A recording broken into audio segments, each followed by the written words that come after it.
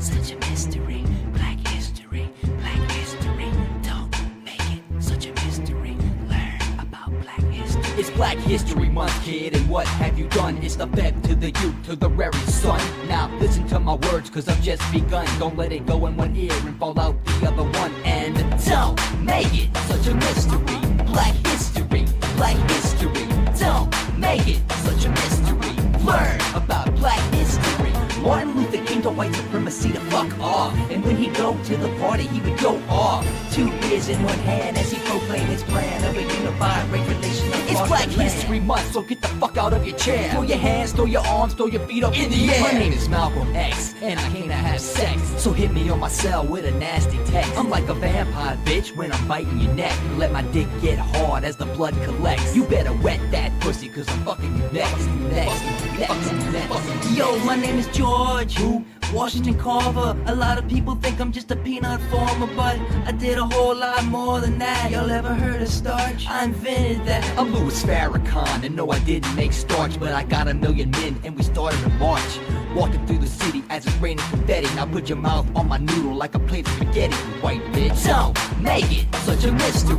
Black history, black history. This February is 29 days long. Can you imagine that? That's it. I think that I'm so late today. I think everybody has piled in, so I can just start seething. I'll give it a little bit. I'll give it a second. Then I'll see. I'll see if at the halfway mark today. Usually just start seething right away, but I'll save it today. So today is the second day of Black History Month, the most important month of the year. Besides, is Black History Month more or less important than LGBTQIA+ month? I would say, I don't know. I don't want to make any conjectures here that might get me permanently blacklisted from every banking apparatus in existence. But theoretically, there does have to be a best. One of those months does have the 4th of July in them, which is a very important day. All right. So I have no idea how to address. I'll just get right into the news. I have no idea how to address this topic. So chat, you're going to have to help me out. If you're only listening, you will suffer. Something happened this week. It was a big deal, kind of. It was very viral. It led a lot of people to wonder why such a thing could possibly be allowed to go viral. In a day and age where everything is censored almost immediately, how could this one thing that happened, which is a thing that I cannot address, permitted to exist when other things are not allowed to exist? Explain this. I personally believe that it was not permitted to exist. There's a conspiracy theory. 6 hours. 6 hours is a long time for them to censor this. I think that it was not a choice, chat, because the thing that happened was actually not a good thing for people in charge, and therefore they would not have permitted it to stay up if they had any chance in the matter whatsoever. The hamster doesn't know what I'm talking about either. He's not going to help you. Look at this fucker. You think he knows? You think he knows anything that's happening? Do I have to say it? The chat doesn't seem to understand what I'm talking about. Yes, the glowy that got beheaded. There's a guy. I'll play I'm afraid if I play the audio, it'll get detected too. So a guy just opens up a stream, right? And he pulls out a head in a bag. And this leaves a lot of questions because it's obviously a decapitated head. It's a real head. It's like you just can't fake it. It's a prop. So it makes you wonder at first because it seems like he has makeup on. And you're like, is this like a woman? Did he decapitate like a hooker? But then it's clear that his face is just bloated because he's dead. And his eyebrows are colored with blood and shit. And it's not makeup. And he says, this is my father. My father worked for the federal government. I have murdered him because I hate the federal government, he says. And then he says this, which I'm going to have to go and find a post I made at some point in history and delete it. Because he says, my father is now burning in hell, in the lowest circle of hell where all traitors go. I am almost 100% certain I have said that word for word. And it really makes me nervous. So I'm just going to assume that great minds think alike, and we both somehow came up with this exact statement. Maybe I heard it. Maybe I don't remember where I heard it from, and now it's just now a thing that is permeating around, and people have said it before. And I'm not going to take credit for it. Somebody else said it. You know who said it? Nick Fuentes, my hero and inspiration. He's the one who said that first. I took it from him, and this guy must have also seen Nick Fuentes say this. So that's what I'm getting at. Anyways, I saw this. I'm like, that's weird. He was like a little bit crazy. He seemed to think that he had a militia, and he effectively declared himself in rebellion against the United States and commanded his army, which may or may not exist, to also begin killing politicians, which is a bit of a dubious prospect. So yeah, it was a bit weird, and I don't think. I mean, I've already stopped hearing about it, so I assume that the breaks are in. Like, we can't have this be like a news segment. This is just a crazy guy who killed his father. Leave out everything else. Did I listen to the music he was making? Yeah, it wasn't very good. It wasn't, I don't know, people asked me to play it, but it wasn't like, what I heard was not so bad that it was like, oh God, this is like, for instance, I played that one song by that, transgender furry who made a 20-minute, like a 2-hour long video about how Zootopia is less furry than Mouse. And that guy made really, really, really shockingly bad music, but it was like Alta outsider art noise as like a genre. So it was like you play 30 seconds of it and you're like, what the fuck is this guy doing? The other guy, this guy, the schizophrenic guy, he didn't seem to be like making really shockingly bad. His music is highly autistic. I did listen to a couple of his songs and it didn't like jump out to me as supremely terrible, so I didn't save it to play. Yeah, that's the first thing that happened. Thankfully, it did not get the site into trouble somehow. I don't know how we dodged all the bullets required for this, but such is life. So I will not show you any of that. If you want to look it up, his name is Justin Mohn, M-O-H-N, and he killed his father for being a federal agent. Which, if nothing else, at least tells you the direction schizophrenia is going and how the public dialogue is developing in the schizophrenic world. And we really know that schizophrenics are just ahead of the curve, right? That's not how that works. Like, you look at Terry Davis, he was ahead of the curve. He just saw too much. He saw into that's what schizophrenics can see into the future. That's their curse. Anyways. Next, Cloudflare has publicly announced that they have made a whoopsie doodle. What was the whoopsie doodle? It was apparently 3 months ago, and they just got around to talking about it. Let's see. So what happened is that a month before Thanksgiving, in October of 2023, there was a compromise on Cloudflare, and in that compromise, a variety of API keys, which is just login information for computer programs, basically. This API information leaked as a part of the compromise, but nothing really got hacked. There was no private information leaked. There was no like data center compromise. There was no websites that were attacked, and so on and so forth. So Cloudflare addressed it. They fixed the issue, and they moved on. But yet, a month later, another breach happened in Thanksgiving. Now, how could that happen, chat? How could there be two breaches, one after the other, affecting Cloudflare? Surely their security is a little bit better than that, right? Well, what had happened is that the API information that was leaked, that was login information for Cloudflare, was never turned off. So they correctly identified that this API information had been leaked. These, again, login information for computer programs. And they knew it had been leaked.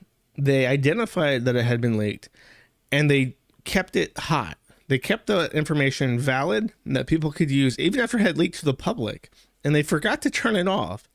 So what had happened after that, a month later, someone tried to log in with this API information that I guess everyone else just assumed would be turned off, because why not? But they, generally speaking, I was thinking about this yesterday for some reason, how when people develop secure, because I was thinking about something I'll talk about in the future, but when you develop like security, sometimes you forget to check the lock on the front door, so to speak. And this is definitely a case where they made sure that all the windows were dead bolted, that they had security cameras in every direction, that they had like heat profiles and the night vision on to make sure they could see everything. And then they left the front door wide open. So what they're calling a state actor, it can't just be some random guy. And I think this is a common cope. Whenever there's like a big security instance, it's like the North Korean DPRK, state funded by illicit drugs, child sex trafficking money hackers, who literally take what's the funny meme chemical for that the rich elite take? It's like chromio or something. They literally slurp the adrenochrome. They slurp adrenochrome out of babies so that they can be master hackers. Only the most premier state-funded attackers on the planet can compromise us. Of course, this fucking Korean Giga Chad adrenochrome junkie who is more powerful than Kim Jong-un and Putin, Dragon Ball Z fused together, hacked into Cloudflare using the API key that they just left valid. It just left laying around after the prior security incident. Signed in and poked around in their internal ticketing system, which leaked their wiki. So like their internal how-to information on how to run the company. Some of their source code, not all of it, they say. And all their Jira tickets. So any tickets that are like urgent, there is a immediate issue where people can log in to Cloudflare and take shit over, that's now being leaked. So they have with the source code and the ticketing, they have a pretty good understanding of any possible new security issues that might exist in some of Cloudflare's infrastructure, which is not good when Kim Jong Putin, adrenochrome junkie, is after your ass. That's a bad position to be in. Did I get any of it? No, unfortunately not. What makes me laugh. And what's really funny about Cloudflare as a concept is that half the internet uses Cloudflare. It's like the default go-to hide my ass kind of thing, right? So the way that it works is that it scans packets. It's necessarily, in order to function, it has to be able to read the information being sent to the server, which means that when you use Cloudflare, you actually terminate SSL. So when you hear things like end-to-end encryption with WhatsApp and Signal and so on, the recipient and the sender have encryption keys, and they are signing messages back and forth that if there were what's called a man in the middle trying to intercept those packets and read what's inside of them, they will only get garbled junk that they can't decrypt because they don't have the keys. Well, Cloudflare is effectively a giant man in the middle. It exists to read packets. So when you use Cloudflare, you're actually terminating SSL with them. So they are the people receiving your packets for you and scanning them for malicious activity, which, I mean, that's necessarily how it works. But when you have half the internet using one gigantic firewall, that means, and including the federal government, including governments all over the world, state governments, local governments, charities, NGOs, banks, literally everything uses Cloudflare for security. That means that if Kim Jong-un, Putin, adrenochrome junkie, were to somehow compromise this and start reading, the servers of Cloudflare, you're talking a unprecedentedly massive backdoor to half the internet. Suddenly every small website, anything smaller than Facebook, is cracked wide open, and Kim Jong Putin is just reading your fucking literally everything, your financial information, your private messages, what websites you're accessing, everything that you would be able to know from your computer would be accessed through that. Kick chat is broken. My tabs are crashing really bad for some reason on Brave today. Should have restarted my computer, but I was too busy dying. Hello, Jom. By the way, I'll save it for my big rant. PewDiePie is going to true out. Drawing. So here's what he did. He wanted to start, he moved to Japan and he thought, I'm going to become an anime drawer. So he starts drawing, and everyone's sharing this around like it's really impressive. Like how he went from drawing and then 100 days later he's drawing this shit. And it's all women. Like everything he draws is just women. This one is like, I don't want to make character assassinations about PewDiePie, but like some of it is pretty fucking sketch. There's one in particular where it's just like, what are you doing, bro? So this is, just to be clear, this is fucking embarrassing. And for some reason, he's published this to the internet.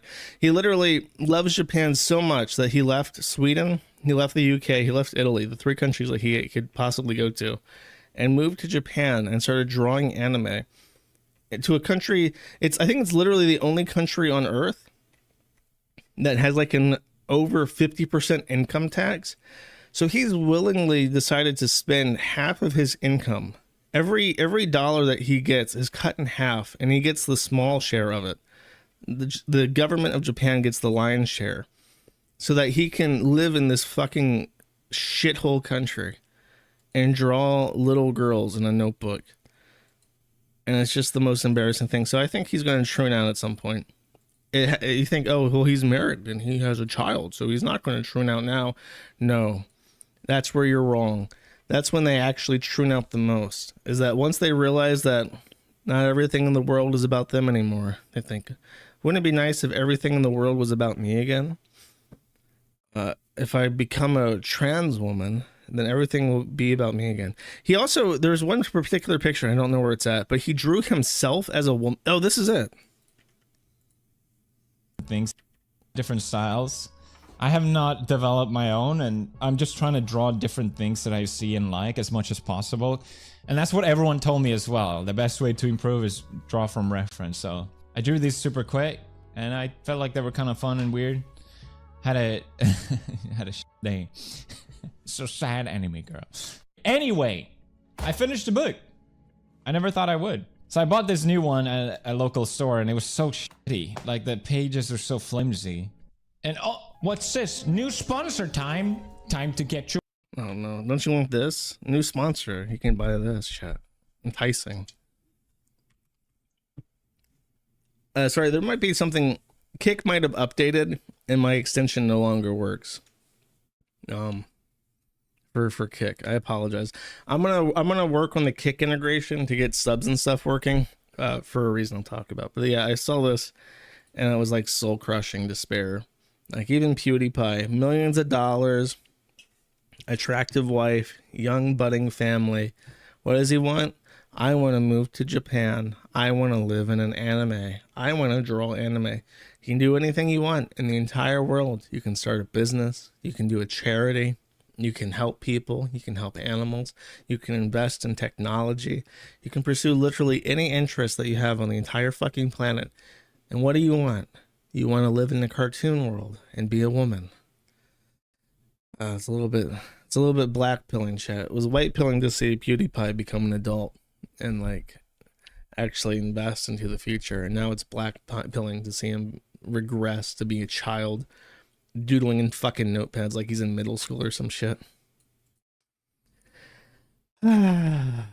Depressing, chat. Save him. I can't. Utah banning diversity, equity, and inclusion efforts on campus and in government. So I talked last time about Utah and its awesome new flag, and I talked about how they had banned men from the women's restroom. Now they are targeting DEI efforts both in the universities of Utah and also its own government. So any kind of program that would previously have included DEI as part of its qualifications has been removed. And I think that this is in part due to some news I saw about how, I think it was air traffic, for whatever reason the airline industry is the current target of like the anti-woke shit right now, because I think there was an accident on the aircraft of an aircraft, and then people discovered that the airliners have been pushing for diversity more recently, and one of them was it was like air traffic controller certification, which, if you don't know, air traffic controllers make a fuck ton of money. It's like an extremely stressful job, where you're constantly like having to check runways and shit to make, because if you fuck up, people die. So I want to say air traffic controllers make $200,000 a year. They make a lot of money. But the air traffic controller certification had a DEI thing, and it specifically gave you like bonus points for answering stupid questions like, what was your worst subject? And if you say science, that's how they knew that you were black, because apparently black people are really terrible at the sciences. So if you say that you were bad at science, then that means that you're probably black, and they literally give you bonus points on your exam for becoming an air traffic controller if you say that you were bad at science in high school, which is pretty fucking remarkable. It's pretty fascinating. So Utah said that's stupid, which, to be fair, it is, and they are attempting to weed it out. So we're establishing the precedent, chat. That's why airport delays are so shitty lately, dude. I'm so glad. I mean, I fly in Europe, so I don't have a lot of the worst flight I ever had was in Ukraine. I arrived like an hour or a couple hours early to my airport to fly out of Odessa, and I was stuck in that airport for literally, I want to say 20 hours, where I couldn't sleep, because every hour they said the flight has been delayed another hour. Another hour comes, it's been delayed another hour. They did this literally like 16 fucking times, to the point where I arrived at like you know, in the evening, and then I was up at like 12 a.m. or 12 p.m. the day after, like just dying. I was sleeping in the terminal, and it was a packed terminal, but I was on a stool with my hand in my head, sleeping like across like a stool onto a rounded table in the corner of a room for hours, just waking up every 30 minutes because of how fucking noisy it was. And by the way, there was a flight. Odessa was the most Jewish city in Ukraine, and there was a flight from Odessa to Tel Aviv. Dude, I was literally surrounded by at least 500 Orthodox Jews. I was just sitting there like almost dead at this bar stool trying to sleep, and there were literally 500 Orthodox Jews in full curls and hats and everything lined up in front of me for Israeli Airlines or whatever the fuck. It was really wild. And then I got through, and the lady said I had overstayed, and I was required, you know, because they want to make sure you pay your fee. I was required to pay the fee, so I thought I was going to miss it. I almost cried, and she like rushed me through with the ticket. I don't think that she was supposed to do that, but she rushed me through, and then I thought I had missed it because I had spent so long in the airport security line. I thought for sure I was fucked, and I had missed my flight, and I threw my bag down. And then as soon as I did that, I was sitting in the thing, and then I saw that there was still a bus for my flight, and they were literally trying to close the doors as I realized that my flight was still there, and they were picking up because it was so congested, they were delayed again as they tried to wait for people to get onto the plane. I literally had to push through the folding doors into a crowded bus that was so crowded there was no room for anybody, but I fucking shoved 50 Orthodox Jews deeper into a bus so I could get onto that plane. It was a nightmare. It was a genuine fucking nightmare. It was the worst flight I ever had. So I don't know, sorry. I was distracted by a nightmare. Didn't know, literally dog whimpering. I was like, please, man, I just wanted to leave. I just wanted to leave and have a good flight, have a good time. I don't think I've ever talked about this. I don't think I've ever talked about my nightmare flight out of Odessa. Anyways, Utah is trying to prevent that, is what I'm trying to say. They've seen the future, they know the nightmare of it, and they're trying to help you guys. They want to stop this DEI shit so that air traffic controllers don't fuck up your flight as bad as they fucked up mine.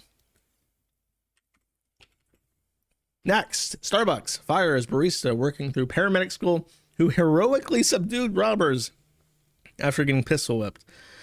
So there is The robber. Oh no, now we're talking about classic role reversal here. That's suspect Joshua No hit Harrison with a weapon. Here's Mr. Harrison. And this is his, okay, so it was these two guys. They picked a fight with this guy. Now he's like half white, so he has min-max the strengths of both races. And he was able to defend himself against both. However, this is true. Now whenever I say this is true, imagine that there's an asterisk next to it. And the asterisk has a little footnote, and the footnote says, Josh is about to say something which is probably incredibly untrue. It just affixes this to everything that I say that's a declarative statement. However, this is a true fact. And the true fact is that stores like Starbucks and fast food and Whataburger and so on have a rule that if you ever get mugged, you are to deliver the cash and not fight back. And you might wonder why. The answer is it's cheaper. It is cheaper to empty the register and walk away from the situation than it is to deal with the impending wrongful death lawsuit or whatever lawsuit for wrongful injury or whatever. So they fired him because he broke procedure. The procedure is get your ass kicked, get pistol whipped, don't empty the drawer, and then run away. Basically, don't die. Whatever you do, don't die, and don't inflict any kind of lawsuit injury onto the other person. See, okay, I actually knew what I was talking about this time. I told you, I know some stuff, chat. I know some stuff. That's why he was fired, which is kind of fucking. And we're in a dog eat dog world now. Okay, there is no more peace. There's no more tranquility. This fucking lunatic is walking around with a gun trying to score drug money from a Starbucks. You have to defend yourself. And this is a funny story that someone dropped right into the Man of the Internet thread right before the stream. OnlyFans has pledged $11 million to Israel.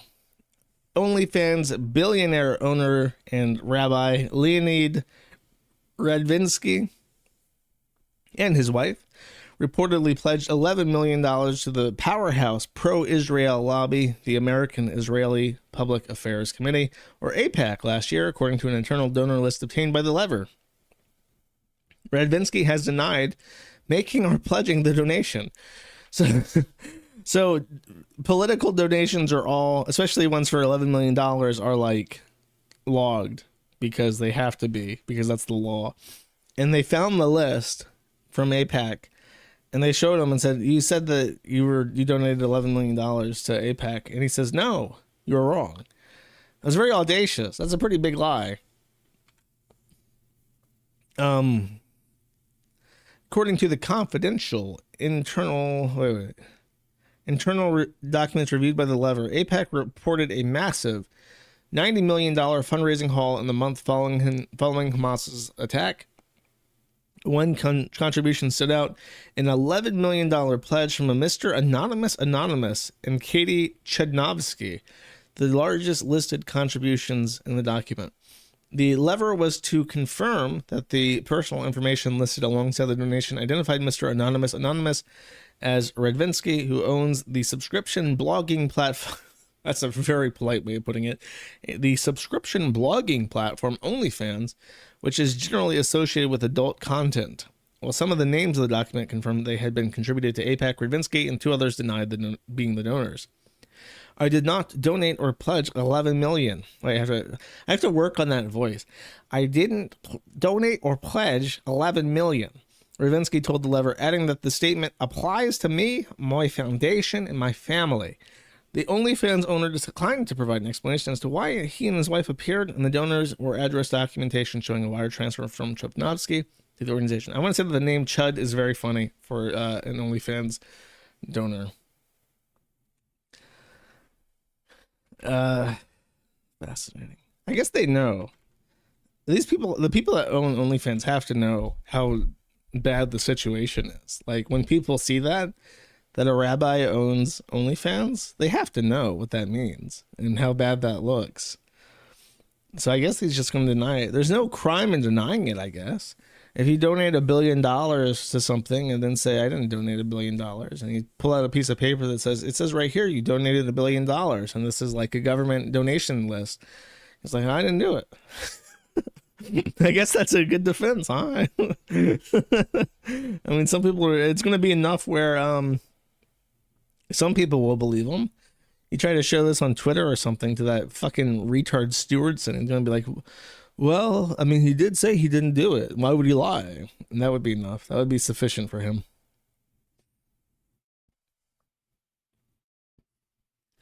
Cool. This will probably be a short stream, just a heads up. I've got shit to do, chat. What do I have to do, you may wonder? I have to sue everybody. So let me explain that yesterday I received notification that Stripe closed down all of my business accounts. I had a very old Stripe account that I used for processing payments for 1776 hostings. I had a business relationship with Stripe through Gumroad. I had a different one through Odyssey for super chats. Stripe randomly decided that I, as a person, am not allowed to do business in the United States or anywhere in the world through their network. And so my old unused 1776 hosting account was closed. My Gumroad account was closed. And my Odyssey account was closed. Ricada, sorry, I was reading chat. Rumble is not closed because they pay in checks. I received a physical check from Rumble that no company in the entire world can control. It goes from bank account to government postal service to bank account, and that is it. So that is why Rumble still works and Odyssey does not.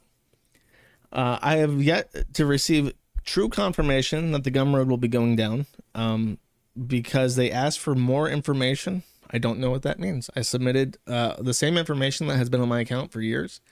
And I assume that what's going to happen is they're going to look at it and they're going to get a word from Stripe saying shut it down, and they'll shut it down. And there won't be any recourse to it. The information that I received from Stripe is prohibited business. I do not know how this podcast is a prohibited business. They also shut down the account that I was using through WordPress for merchandise. So I'll no longer be able to sell merchandising through madinternet.com. I don't know what happened for them to decide that, you know, this was the time, and my merchandise is illicit. My podcast is illicit. The videos I put out reviewing comic books and dumb bullshit is illicit. But that is the situation. Rumble still works. There's no legal issue. These companies can do this for any reason or no reason at all. They will never tell you why they've done this. It's considered a trade secret. If you try to sue them to uncover the reason behind why you were terminated from service, you will find no reason. The blanket explanation is that we are high risk. I have never had a chargeback. I've never had any accusations of fraud. It's just a lie. Their risk assessment is allowed to assess risk in any way that they please. So they will do so, and they will not explain their logic behind it, and they don't have to. There's literally zero recourse for how this works. However, like I said, we still have Rumble. We still have Kick. I'm going to try to hold on to those as long as I can.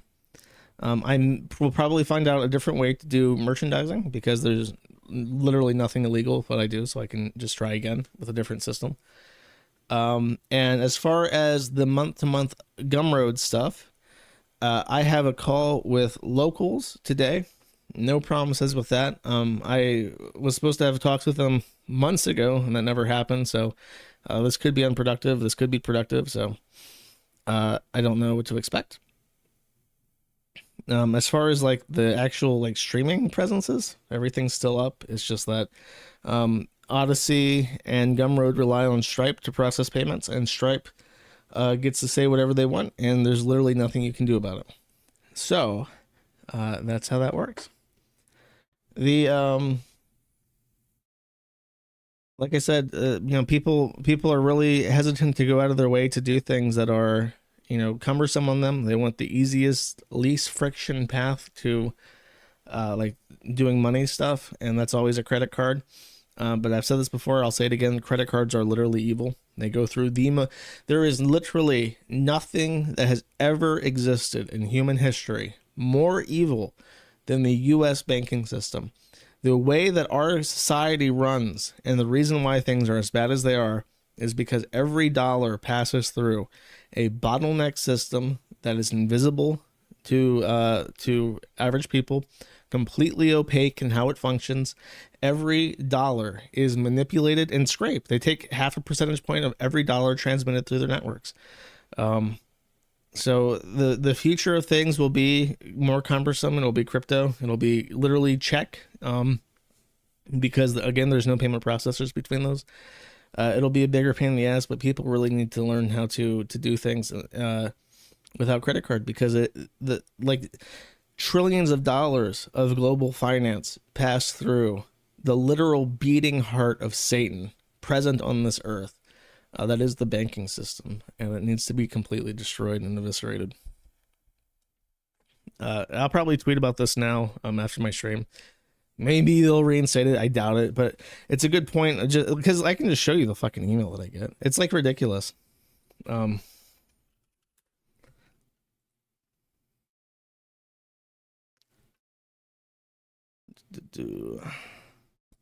Notice about your Stripe account.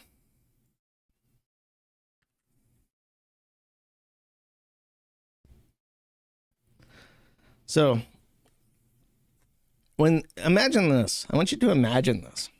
You work your job, right? You go to work every day.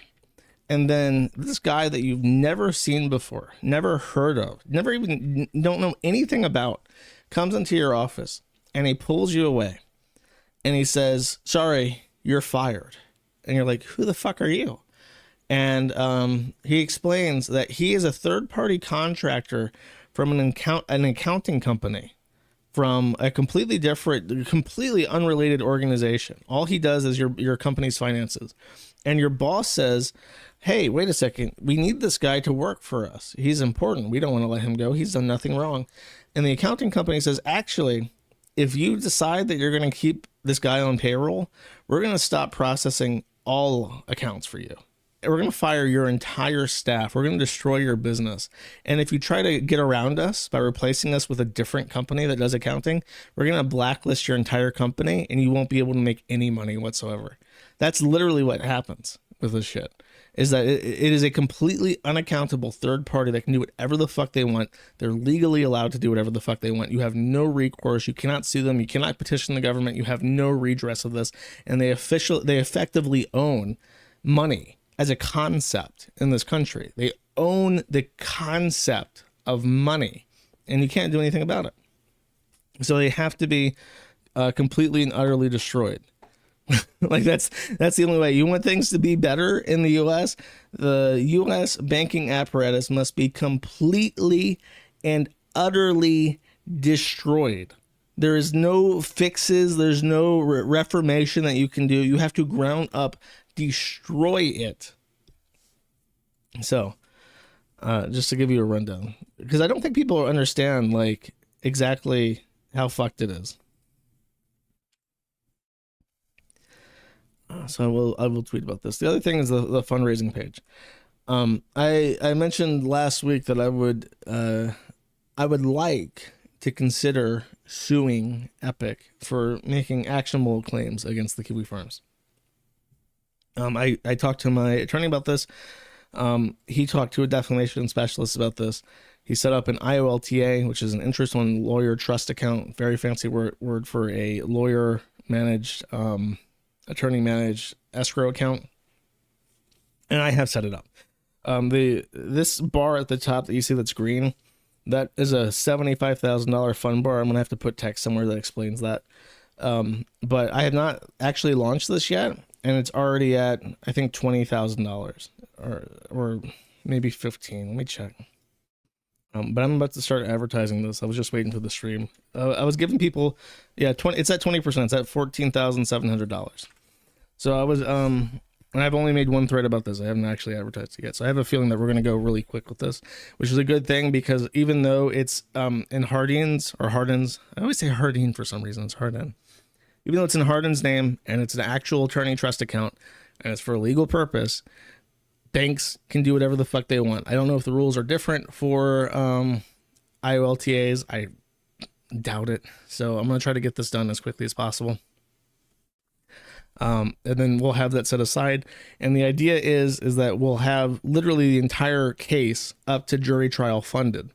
And when we contact Epic and probably other people as well and say, we have this trial funded, we have $75,000 earmarked to suing you. That's what it exists for. It's not money that I've set aside for a rainy day. It's not my finances.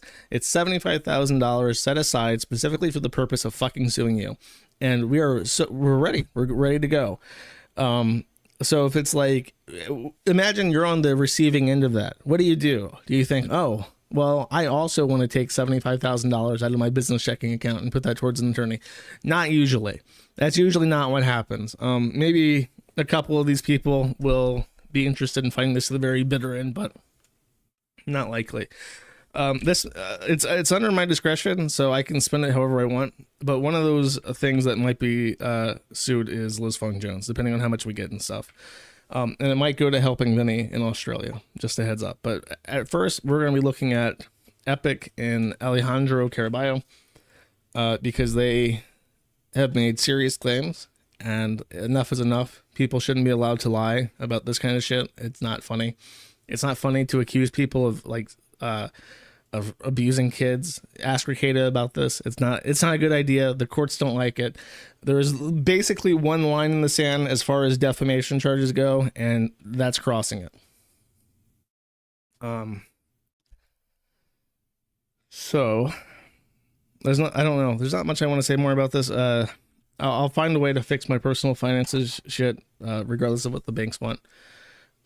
This is for a special purpose. I can spend it how I want, but it's literally set aside for litigation stuff. And I think that's as much as I want to say that. Oh, I should give you the URL because I'm an idiot. I did not give you the URL. I'm going to launch a fundraising site, and then you know what I'm not going to do? I'm not going to tell you where to fucking go to use it. I'm a genius.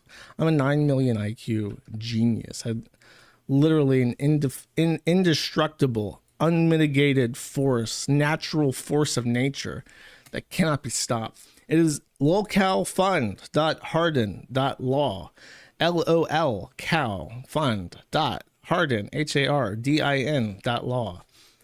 And I was kind of hoping, see, if I had not fucked this up and gave you the URL to begin with, I could show you something really nifty, probably. But unfortunately, I'm going to give it a sec. Ah, there it is. You see it? I even developed a WebSocket. So when someone donates, it shows up to everybody on the site. It gets you hyped. There's a toast that shows up. Oh my God, there's money flowing in. I'm not alone in this world. It's not a stupid me burning my cash type deal. We're in this together. You know, I used to just do websites, chat. I used to just do websites. Now I'm a fucking lunatic. I'm completely unhinged. I have to do shit like this. So yeah, that's it. I will advertise this after the stream, and I will talk about the stripes. I'll probably talk about the stripe stuff on Twitter. So if anyone wants to promote that, yell at them. Maybe it can be. Maybe I've never tried. I know my Twitter is powerful. I know people love it on my podcast when I talk about my fucking awesome Twitter account. But it's worked in the past. I wonder what happens if we yell at Stripe, chat. Do you think we can yell at Stripe enough to reverse these fucking decisions? I mean, it's bullshit one way. Why can't it be bullshit the other way? We'll see. Thank you everyone who is contributing. First thing first, it's paying off Hardian for his work. That's how these things go usually. Appreciate it. So what's next? You know what? I'm gonna be a nice, good little grifter. I'm gonna put this up there. I apologize that your little green toasts are not gonna show up on stream anymore. fix. You know what's weird? I'm working on this yesterday, and the email comes in that Stripe is just gonna burn all my shit to the ground. And I'm angry, of course, when that happens. But then I wake up the next day and I feel excellent. I just feel wonderful. I don't know what it is. It's something about pressure, something about waking up and knowing that the boulder is especially heavy today fills me with determination, chat. Someone donated. Oh my God. Holy shit. I missed the $10,000 toast, apparently. That's crazy. Did that actually happen? It did. Oh my God, that's a lot. Someone, it's not even just 10,000. Someone toasted, or I say toasted. Why did I say toasted? 7,000, and someone else did, I think, 10,000. That's crazy. Thank you very much, everybody. I appreciate it. I really hope that this works, because it's my fucking fault that Vinny's getting sued. And Vinny's an idiot. I explained in this stupid ass fucking thing that I wrote up, but I explained basically that Vinny is a first generation Chinese immigrant. I did a stream with him. If you remember the China stream, that's fucking Vinny. He's a nice guy. He plays Dota. He's very normal. He's not like a weirdo like me. He doesn't have any interest in lolcows. He doesn't give a fuck about Christian. He's like a normal fucking guy. And he allowed me to use the IPs from his company in Australia, registered with AppNic, to try and help my endeavors. Originally we were going to do like a business thing, and I would help him set this up as like a VPS company or something and sell managed services to China. That was the long-term plan, how I was going to pay him back for his company's help. And as a result, he gets sued by this fucking monster, like this actual hobgoblin demon wandering around the fucking earth with a hunchback. And I try to tell him, I say, don't let this go to default. You don't want this to go to default, because then he just wins by default. Like, if you don't enter an appearance, then there is no defense. You just lose. And he is like, nah, because he's a first generation Chinese immigrant, and he's extremely, patriotic to Australia. He really, really loves Australia. And anytime I argue, it's frustrating arguing with him, because he's like, nah, mate, don't worry about it. Australia's great. It's the best country. And everything here just makes sense. Don't worry about it. And I'm like, no, that's just how it works. And he's like, no, don't worry about it. They'll see that it's bullshit and they'll throw it out. Well, that's not how that fucking works. I was right. And then suddenly he's hit with a default judgment for like 400,000 Australian dollars. And it's like, I told you that's how it fucking works. And then he explained to me that he had an issue in small claims court. And in small claims court, his issue was decided without the other party entering an appearance, because the judge looked at it and decided the merits right then and there. And he just assumed that small claims court and large claims court would work exactly the same. And it's like, no, bro, that's not how that works. So now it's boulder uphill, like properly, because now you have to reverse the default judgment. And it's like, I can't even fucking find a barrister to talk to in this shithole fucking country, this insectoid arachnid hellhole that is Australia.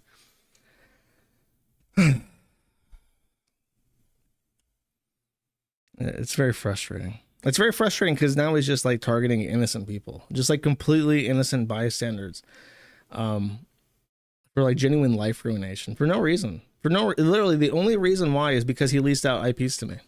He leased out IPs to my company that were leased to my other company, so that I could host a website that other people, not fucking related to me, said things that he finds defamatory. And he just gets to say that, and then it works. And it's like, that's bullshit. I did not say she. It's frustrating.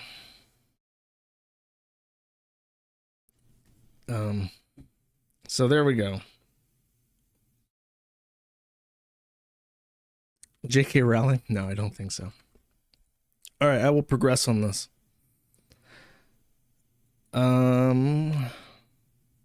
So you may read that at your own leisure. Chat, we have to now digress. Oh, wrong one. We have to digress to talking about Classy. Classy chat is once again an issue. My coworker and friend. I'll let this man. I think it's a man. Based on the voice, I'm assuming it's a man. I'll let him explain the Classy issue. My coworker and friend sent me a picture of a meme that said, "You're too serious. Open your clown chakra." And I thought, that's really funny. I think I want to share that. And From a place of humor, I put it out there. We posted that on Facebook, Instagram, YouTube, Threads. Most people got a good laugh out of it, and a few people were like, hey, no, seriousness is very required in this world. We should be more serious. And personally, I don't disagree with that. I think we need a very healthy balance of maturity and childlike wonder in everything that we do, at least for mature grown-ups. But that's besides the point. What happened next after making that post was very interesting. Due to what I believe is that cosmic interconnectedness through our thoughts and our consciousness, I found myself in meditation on Saturday being completely overwhelmed by visualizations of the Joker. And not just like Heath Ledger or Jack Nicholson Joker. I mean like the comic book super wicked Joker, just flooding my mind, flooding my thoughts, flooding my being. So it was then that during all of these meditation experiences where I prayed to the divine intelligence and said, where on earth is this coming from? And I received without a shadow of a doubt this very clear message. You told people to open up their clown chakra. And I thought, oh my God. Well, enough of that. And I immediately deleted the post everywhere. But that wasn't exactly enough. You see, then the next day I spoke with a very dear friend of mine, and he told me that the last night he had endless dreams about the Joker as well, also with the very wicked form that he is often portrayed in. And I thought, oh dear, it's spreading, because it's not just one person interconnected with everybody. We're all connected with each other. In fact, I am wondering if anybody watching this has had a similar experience. And if you had, please put it in the comments. That would be wild. I personally kind of don't think that would be the case, but honestly... If you've ever been haunted by clown pussy, please let me know in the comments. If you wake up at night in cold sweats due to the classy, please tell me. Leave a comment, like, and subscribe. At this point, I wouldn't be surprised. And so, with all of that said, don't open the clown chakra. Close it down and do your best to embody the qualities of truth, love, and authenticity. And hey, sorry, I gotta edit myself in here for a moment too, because that does not mean to not have fun. We can have fun, we can play, we can be jovial, we can be childlike. Perhaps it is then that the idea of the clown chakra genuinely... I'll no longer torment you with the clown chakra. I don't know, I found this funny. I have no idea how this guy has 1.38 million subscribers. How does this have 13,000 views? Does he buy subscribers? Hey, 1.4 million subscribers, and then his video was barely top like a few thousand videos. I guess he just gets like, he gets lucky with super viral videos about dumb shit, and then that's like where his subscribers come from. Spirit Science 12, the Human History movie. Has his... Oh, these are all like 11-year-old videos. So did he like have a successful channel? Okay, so he had a successful channel, and then I guess he trooned out and became a Clussy chaser. Okay, is this what happened? He believes Jews are from space. That's based. Spirit Science, the cult. Okay, is he actually a troon? Because he's got... This guy is a rabbit hole. Has he always been so weird sounding? Let's try oldest. Spirit Science 4. So the oldest video he has on this channel is episode 4. Okay. Know ye not that ye Oh, are he gods. does have the same voice from 12 years ago. Better get some popcorn ready. This one's gonna be pretty long. I think that this, now that I hear this, it makes me wonder if this is, it was very popular on Newgrounds to use like a voice EQ thing to change your voice to make it sound more cartoonish.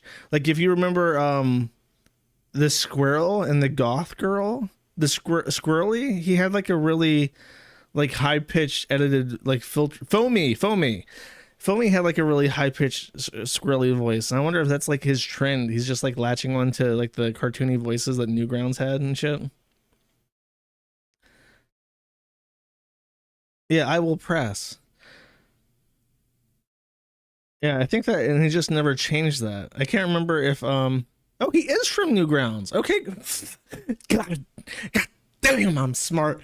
God, I know shit, chat. I'm telling you, I've been around the block. I remember Newgrounds. I remember Foamy. I remember the weird squeaky voice. And he hasn't updated his format in fucking 20 years, and he's still doing it, and that's why he gets 3,000 views per video about Clussy instead of like millions like he used to.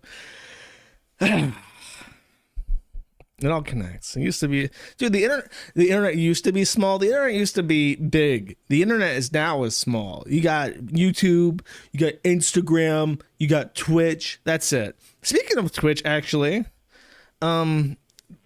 Pokimane announced that she was leaving Twitch for YouTube. Dude, Twitch is dying. Twitch is gone. I don't know how they fucked up Twitch that bad, but that shit's dead. They're going to get rid of Amazon Prime subs. I think that Pokimane left. I think the rumor was that she was offered a contract, but it didn't have like the upfront money that it used to. So I want to say that if that's the case, then you know what it is? If that's the case, it would make sense that Pokimane would switch from Twitch to YouTube because she's not getting cash up front just for being on the platform. And YouTube takes a third, whereas Twitch takes a half. So if she's, think about that in like big numbers. If you get $1 million in simp money on Twitch through donos, and Twitch is taking half of that, that's $500,000 of your simp donos going to Jeff Bezos. Who the fuck wants that? You keep 660,000 of your simp bucks on YouTube. So that's a fucking house. That's like a house. It's a new rental house that you can buy in 1 year from simp bucks that you're losing to Jeff Bezos just by being on his fuck ass platform. Awful. And what's sad is that they have worse. They have a worse payout rate on a worse platform, and they're still not profitable. They still don't make any money. YouTube is making money. Twitch can't do it. Twitch takes more, gives you less, and it still isn't turning a profit. That's terrible. Just a horrifically mismanaged company. It's really funny that they're dying. It's so gratifying too. God, I just can't wait to see all these terrible, evil things in the world die, chat. It's so gratifying even.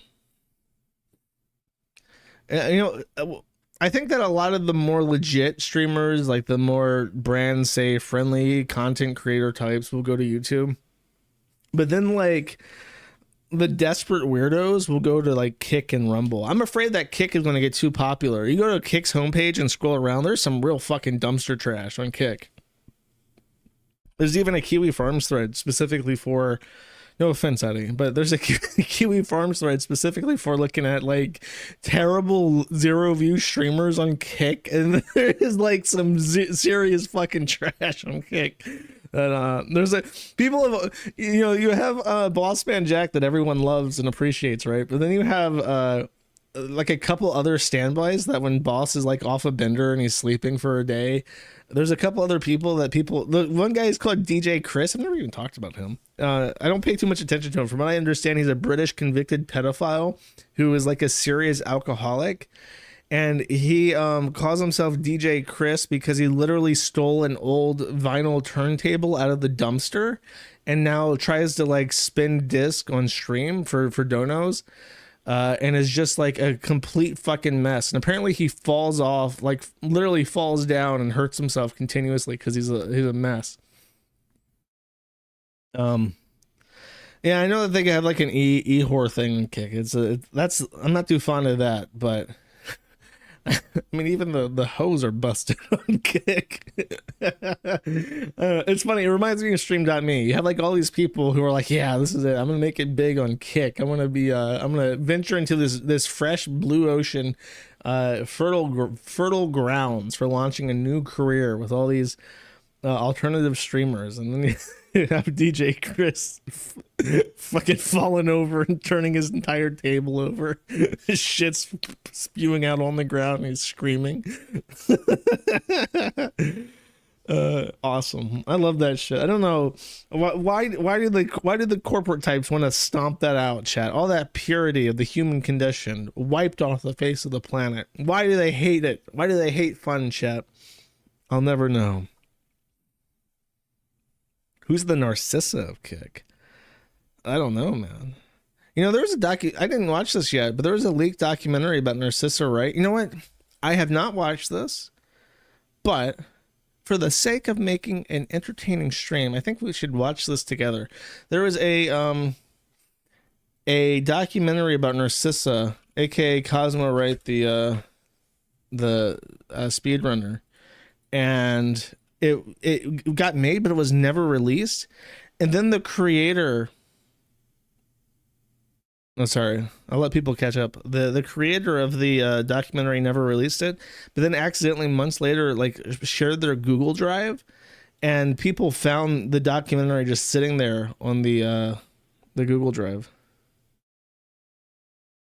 It's true. Bossman Jack is too popular. He's more popular than me. You guys can hear me all right, okay?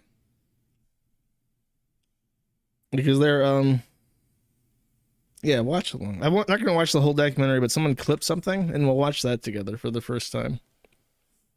If you give me a second to preload it and shit. Which thankfully the site's been moving pretty sneakily recently. There we go. Okay, let's watch this. Apparently this is Narcissa Wright leaving his house for the first time in months, and it causes a little bit of a physical reaction to it.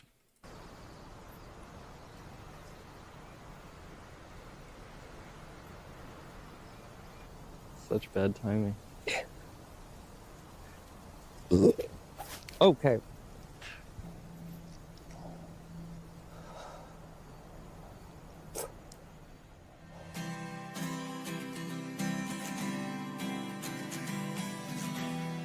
Was that supposed to be the ending of it? Did I spoil the end? Is that the filmmaker managed to convince Cosmo to leave his house and visit some beautiful nature, and his immediate reaction to sunlight is to throw up? Yeah, that's what we call fucking base. Platschwanz has the Google Drive link to it. I may try hosting it. If someone wants to write up like a really nice review and chop it up into segments, maybe a little bit of a fair use of Ruski type situation type deal, we can watch the entire thing together one day. Who knows? I don't know how long the entire thing is, but I didn't know that this got leaked. And I didn't even feature it or anything. I guess because I didn't have a post to feature. But if you want to go watch it, it's out there now. The actual Narcissa documentary. I remember. I also don't think I've talked about this on stream. Narcissa, aka Cosmo, was streaming on, I want to say, stream.me for a while, and this was years ago. I remember trying to talk to him, and he was like really aloof and goofy, and like he does this thing. I feel like he plays it up for show, but he like acts really weird and starts making like chittering noises and like like weird noises like that. It feels fake, but I tried talking to him in this chat for a little while, and he's really obsessed with that show, the anime. Was it just called The Wire? No, it has another name to it. It's about the little girl with the bear and the one-sided braid, and she becomes a computer god. It's one of the only animes I've watched, and I forgot the name of it. What is the name of this thing? Lawsuit donations are broken? Oh, really? I wonder if they froze the account or something.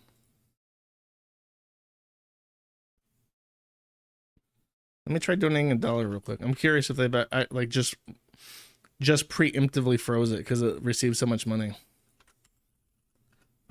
Give me 1 second. Very riveting. Josh fills out a form on the internet content right now. Merchant transaction daily limit exceeded. We've received 25,000 in donations, and they've cut it off because you may have to call them. Well, we did not meet our goal. However, we did meet the merchant's goal. We have processed $25,000 in a single, like, at 2 hours, and as a result, we have hit our statutory, apparently mandatory maximum for income for a single day by the processor. And thank you, obviously, thank you very much for that. Hopefully we can get that lifted. If not, It'll have to be a 3-day type thing. I will make a note of this actually real quick on the fundraising page. I'll just say that it hit a daily limit. Not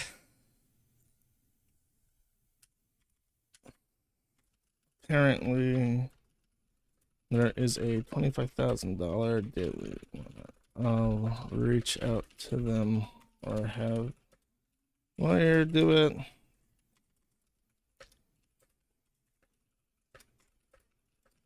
And I'll put 3 exclamation points to show my extreme levels of gratefulness, chat. Dude, the Merchant Guild, they're keeping me down. That is really incredible though. Like literally within like 2 hours. That's crazy. Again, thank you, everybody. Okay, what was I gonna do? I was talking about Narcissa Wright and how what was the name of that anime, chat? Now I need to know. Just typing it somewhere. Dude, I'm waiting for these fucking ceramic key things to have F and J bumps. When they have those, I'm gonna have a really nice ceramic keyboard, and I'll take a Tekka for everybody. Lane Serial Experiments, thank you. Yes, that's correct. He wants to be the little girl from Lane and become a computer goddess, rather. Cool. I need a fucking monster. I need a monster. Okay, next. Let's keep this ball rolling. Jackie Singh. You thought, hopefully this will be the last we hear of this poo in the loo. Did I talk about this last stream? I don't think I did. This was too recent. Jackie Singh. I remember. Okay, so last stream I talked about how Tor Swats got arrested. He was a California boy. He was not a Swedish man. And you would think, her and Jem Stewartson looked like fools. They fake doxed this guy. They got it completely wrong. FBI proved that she got it wrong. Now, isn't she going to have to eat some crow and admit that she is not a super hacker Pajit expert? No, a stalker child. Jackie Singh will not admit that she's a retard. She will instead double down and insist that the Swedish guy is actually a second member known as Tor Swats. She will persist in accusing him of being a mass swatter. The problem is that he has come out and he has rejected this hypothesis. I will try to summarize this very, very briefly because I've looked at it and I'm not 100% convinced about what's happening, but this is what the allegation is.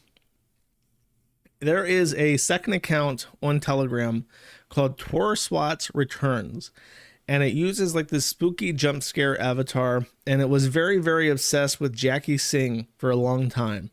And then the day that Tor Swats got arrested and the Swedish guy said that that account might be Jackie Singh's, she starts talking about Patrick Tomlinson, or the account starts talking about Patrick Tomlinson. There are some logs that indicate that it might be her account. And she is deliberately, according to this guy, trying to frame him as being Tor Swats Returns by running the account herself and saying incriminating things on it to make her own dark black hat or white hat hacker thing more of a valid theory. So let's show on stream. I will show you the tweets. Can I actually, let me pull up the Ghost Archive. I think that this has the entire, this is like a new archiving site that people have been using more than archive.is lately because it is more stable. Let's see. So Cher Scarlett said, Jackie Singh has spent the last year doxing and orchestrating a mass harassment campaign against the Swedish man and his family, claiming with no evidence that he was the hacker called Tor Swats. The actual hacker, a teenager in California, has been caught. Dushatar has said, thank you, it's been rough. Cher replies saying, I hope you get some peace now finally. And Dushatar replies saying, sadly, no. She seems to have doubled down on her claim. I'm not sure if she even believes it herself anymore. Rather, she is too proud to admit she was wrong. And then Mike, who I do not know, replies to this with the Tor SWAT returns.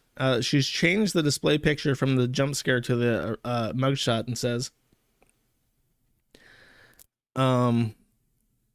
and this is, oh, okay, so this DM from Dushatar, who is the Swedish man she's accusing of being Tor SWATs, was sent to Jackie Singh asking her if she was ready to admit she was wrong. And then the Tor SWATs return Telegram account says, Jackie Singh owes me an apology. I'm not stopping until I get one. Now, the incriminating element of this is that it is a DM to Jackie Singh that she is now showing from the recipient side on Tor SWATs. And the person who's posting this as Tor SWATs is showing that screenshot from Jackie Singh's perspective while talking in the first person perspective of Dushatar. So that is that's a shitskin. I don't know who he is. He might be in Sweden. I don't know who this guy is. He is Swedish though, apparently. But he says, that is my actual reply to her from when she asked me to DM her yes, which means two things. One, her supposed conversations with Tor SWATs are fake. She's talking to herself. And two, she has gone from arguably just being dumb to actually falsifying evidence. Riz Chungus, which is an excellent name, says, if you post a screenshot of this DM from your end, that would be the silver bullet. And then, oh, sorry, I got this wrong. So this is actually... Jackie's, is this Jackie? Yeah. Yeah, okay. So, no, I did get that right. So this is Dushatar asking her if she was willing to admit that she was wrong. And then he asks if there's a way to contact the FBI about this. So there you go. That is the current allegation. I cannot speak to its merits, but the Tor SWATs return account claiming to be Dushatar has posted a screenshot from Jackie Singh's perspective, which would indicate that the poster is Jackie Singh. And that is what he is claiming. That she is so proud that she's going to try and forge evidence that he is a mass serial swatter in order to avoid admitting that she was wrong. Excellent. Good job, Jackie. Heck of a job, Brownie. Dude, that's such a dismissive statement. When black people or Indians or whatever are doing something that you want to like mockingly approve of, just say, you're doing a heck of a job, Brownie. Because then if anyone calls you out on this, you can just say, well, it's a George Bush quote, literally. But it's subtle. It's very subtle, Chad, is what I'm saying.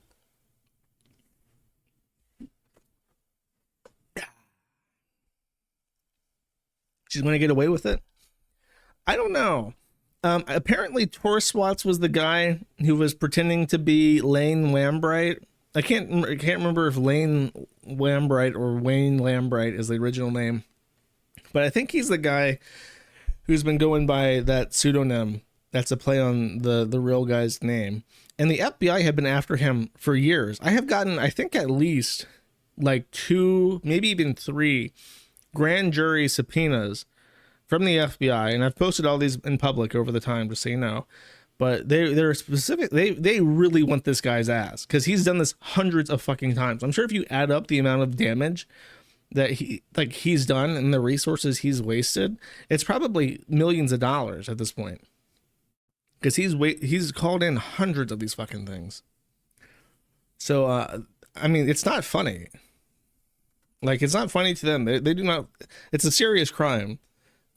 It's been prosecuted variously as attempted murder because you're trying to send armed police into this, someone's house when they're not expecting it, which could always unfold in an unfortunate way and result in someone dying.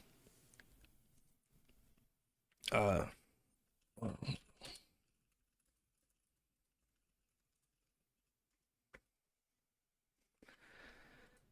he's fucked. He's fucked.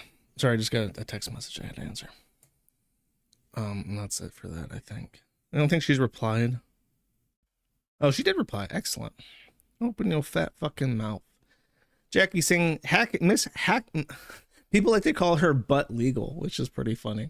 Butt Legal replies and says, posting this update from the Telegram swatter so the world will know who's attempting to murder Stealthy Geek and his wife, and probably swatted those other government officials today too. Strong nexus and linkage with Kiwi Farms.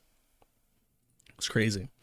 It's fucking crazy. It's it's hard to even say that this is defamation because like Jackie Singh is so uncredible that it would be hard to make the case that anything that she says can be taken seriously or damage someone's reputation. You know what I mean? She's just like such a fucking retard that everyone reads something like this and says, "Oh, this person's like a fucking retard." I don't know, anything to shut down Kiwi Farms, I guess. It's a gossip forum, which is basically murder if you think about it. Literally any action against Kiwi Farms is justifiable with that perspective. Hassan Piker, speaking of Brownie doing a heck of a job, saw a soy jack and became irate. Let's check it out.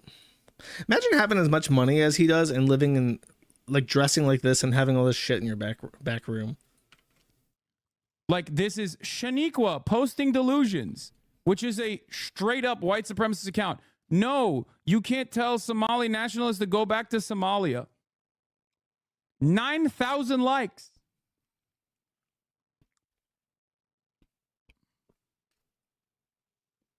"13 seconds of pause if you're wondering. What are we doing? What the fuck are we doing? That's just a straight up Klansman, brother. Now, my point was this. Yeah. I mean, it's you gotta give him credit. This is a very good drawing. Sometimes the soy jack is like a little bit too clean, like it's too much of a clean trace of someone's face to really capture that MS Paint essence that the original soy jack has. This is a pretty good one. It's both it's recognizable and it's also just shitty enough that it's like that's got heart to it. It's got heart. AI can't make this. AI can't make this soy jack chat. It's got too much heart, too much soul. This dude's like apparently really touchy right now. I want to say that he's losing like thousands of viewers. He like streams to like 25,000 people, but it's like dropping all the time. And he's losing a lot of his viewers to Destiny, and to the point where Destiny now has more viewers than him. And a lot of them are like Hassan's old fans because Destiny just keeps kicking his shit in, which is crazy. I'm kind of glad that Destiny doesn't hate me. I think he does kind of. But I don't want to deal with him. He's like an angry dwarf. And if you make his shit list and he wants to debate bro you, it's like, that would never end. He would just debate bro you with or without your consent all the time. Sorry, but it's Cole.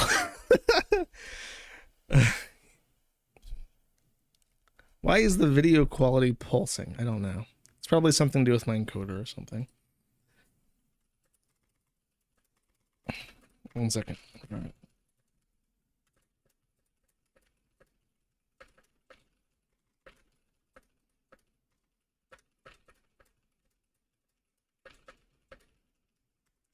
Sorry. Okay, yeah. There's something else I was going to add to this. Oh, just him like seething about what did he post? You can't tell a Somali nationalist to go back to Somalia. The original tweet was that Ilhan Omar, who I believe is a Michigan first generation Somali immigrant, is a congressional representative. And what's really funny about Ilhan Omar is that she's a Muslim. She wears a hijab. And she's in Congress. She's the first Muslim hijabi woman to ever serve in Congress. You can have opinions about that. That's just the reality. But she got into trouble very soon after she was elected. Minnesota, sorry. She got into trouble very soon after she elected because one of the first things she said after she got elected from her state was, "Why do Jews have so much control over the government? Why does AIPAC have so much political power?" And like, I think that there was like a censure, like the Congress passed a censure against her like months after she got in for anti-Semitic remarks. And it was like a bipartisan censure that got 200 plus votes. So she immediately got like taken out back and told to shut the fuck up. But yeah, she made some kind of post about, how she's like a proud Somali, and she was upset that people referred to Somalians as Somalians instead of Somalis, And then people told her, "We'll go back to fucking Somalia if you're so fucking proud of it."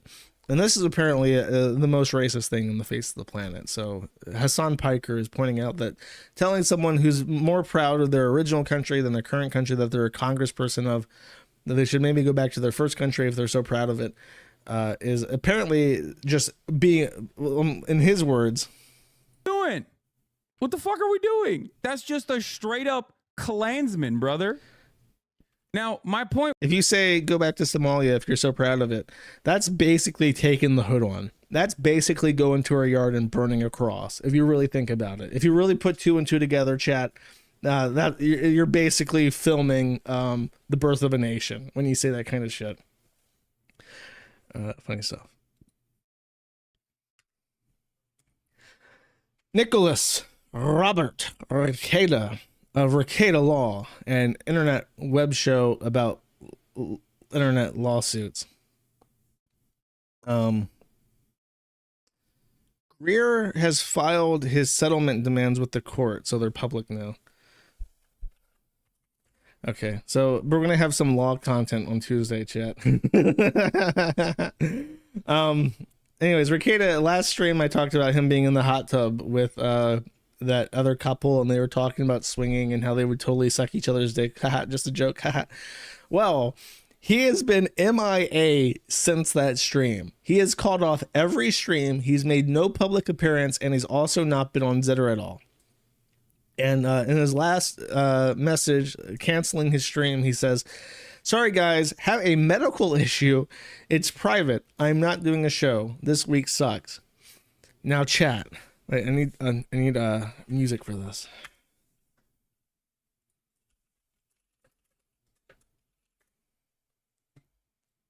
Is this it? Wait here.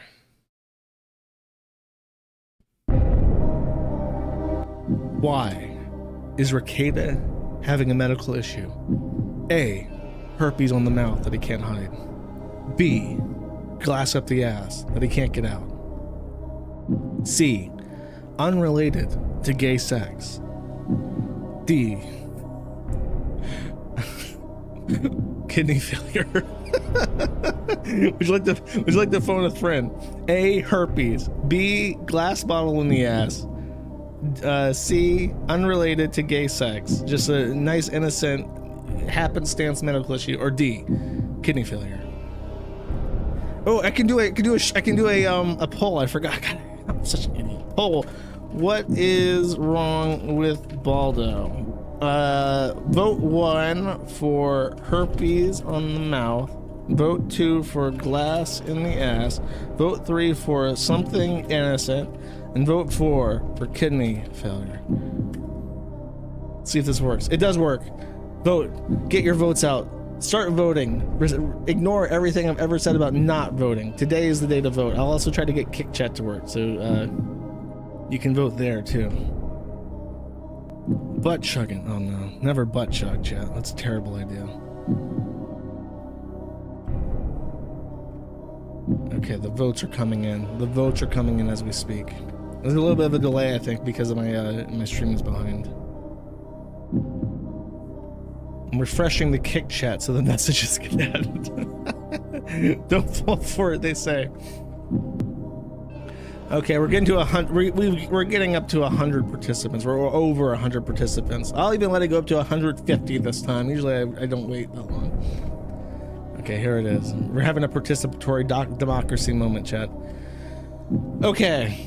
With 170 participants, 40 votes for herpes in the mouth, 73 votes for glass in the ass, a mere measly pittance of 9 votes for something innocent, and 53 votes for kidney failure, which means that the final answer is B, glass in the ass, which is now my cue to tell chat my favorite word.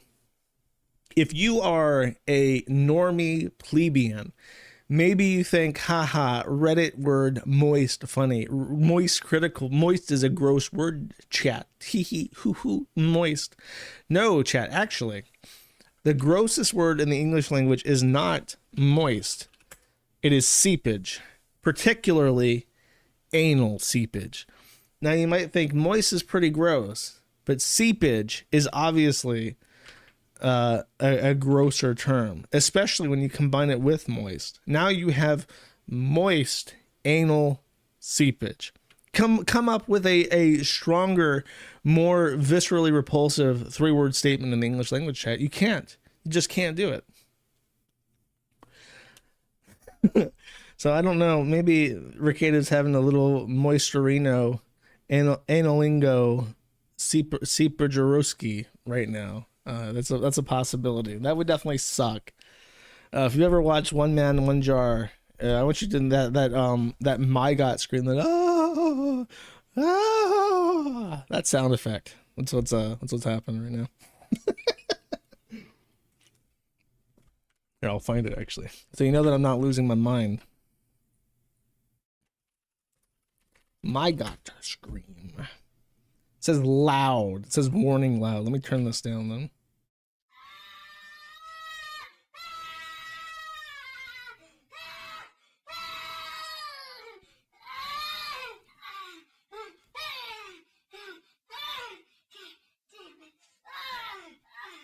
This one's pitched though.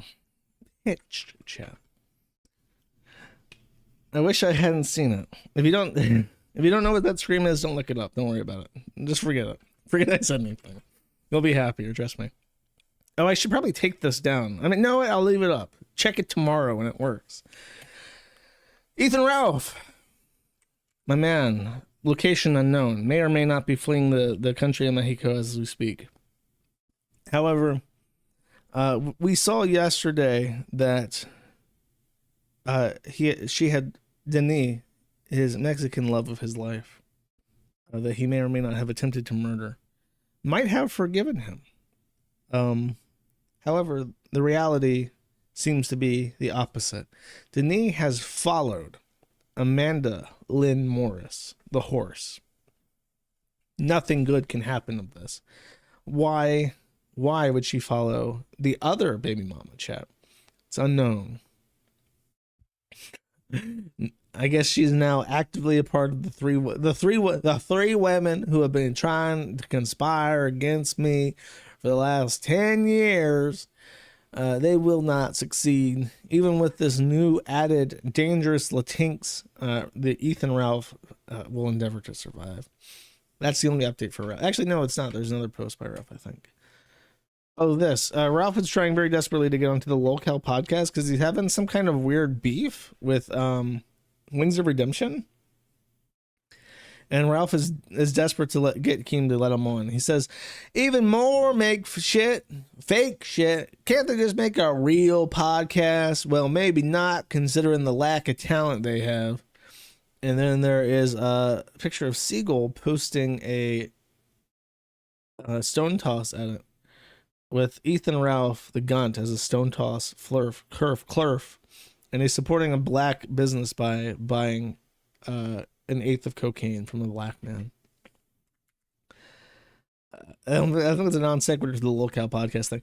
You know, he tweeted yesterday and like added me and said something like, Dame Pesos called you out or something. So I don't know if Dame Pesos went on to Ralph's show to like yell about me. If he did, nobody clipped it and nobody sent it to me. So I have no idea what's happened.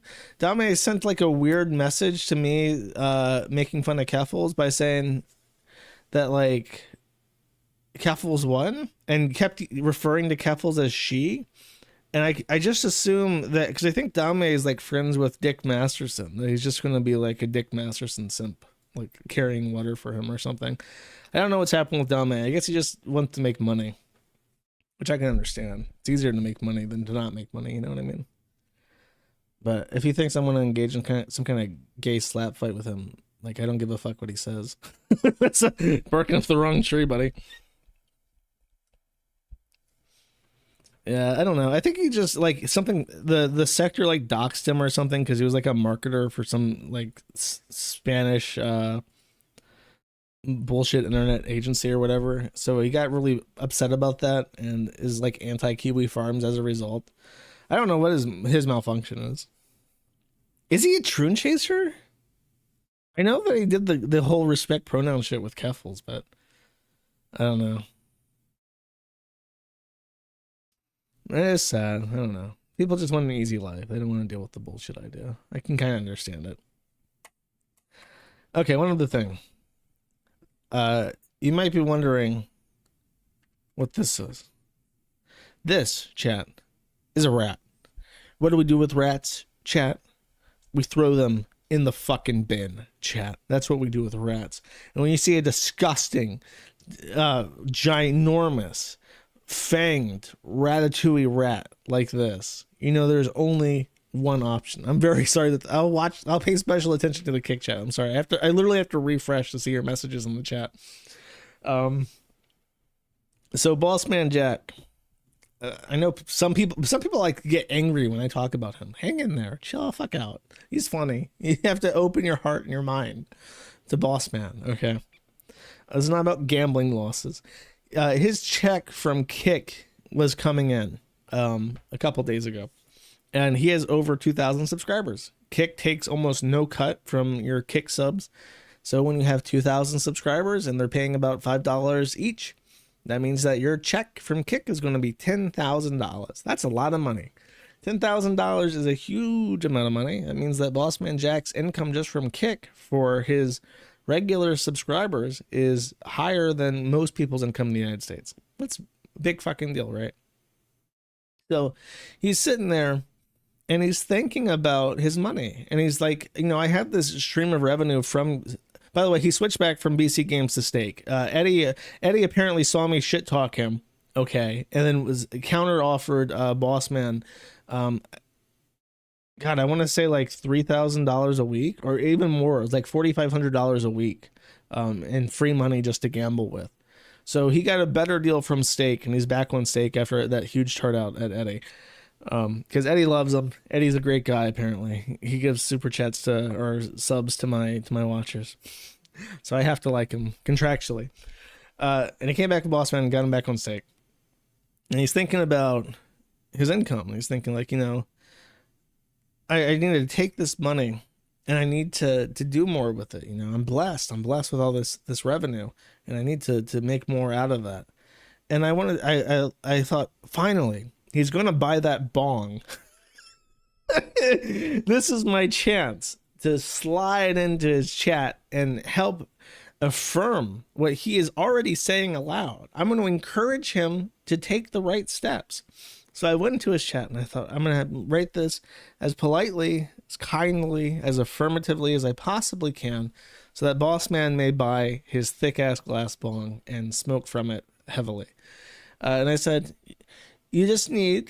all you need to do is reinvest a little bit back of a little bit of your money back into your life, and that's it. That's what I said. Just, you know, you got the right idea. You just have to reinvest a little bit of that money you make back into your own life and benefit from it. This was his response. Reinvest your money back into your life. Take a second to buy stuff you want, need more often. You know what I mean? No, you did not. You did not just repeat what I just fucking said again in a different way. You're a fucking beast, bro. Sheesh. Mad at the internet, you're a fucking genius, goddamn. Can I have your autograph, bro? I have never heard such intellectual words spoken in my life, except for when I just talked about this 5 to 10 minutes ago, 20 to 30 minutes ago, and 30 to 40 minutes ago. Oh my God. That was such a fucking genuine and such a helpful comment that I am fucking moved by your fucking intellectual fucking powers, my boy. Let's pin that bitch. Put him on the board. He's a fucking beast. Hold on. Sorry, people. We gotta unpin this one. We gotta pin this one. Oh my God.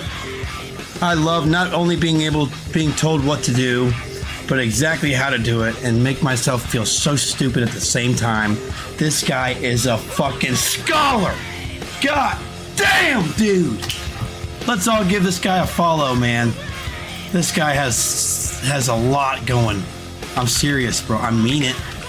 I mean it. This guy is super good. I love this guy's channel. It is honestly my favorite channel to shit on other streamers for. It is the best. When you feel like making fun of other streamers, just go to this channel and you will feel amazing. Where the fuck? What is his name, dude? What is his name? Mad at the little pecker I was born with. Wait, what? An internet podcast about the internet. Wow, that's a pretty good follow count. Dude, I swear to God, bro, that is like what I got in the last 3 days. Holy shit, that's fucking banging, bro. Not bad.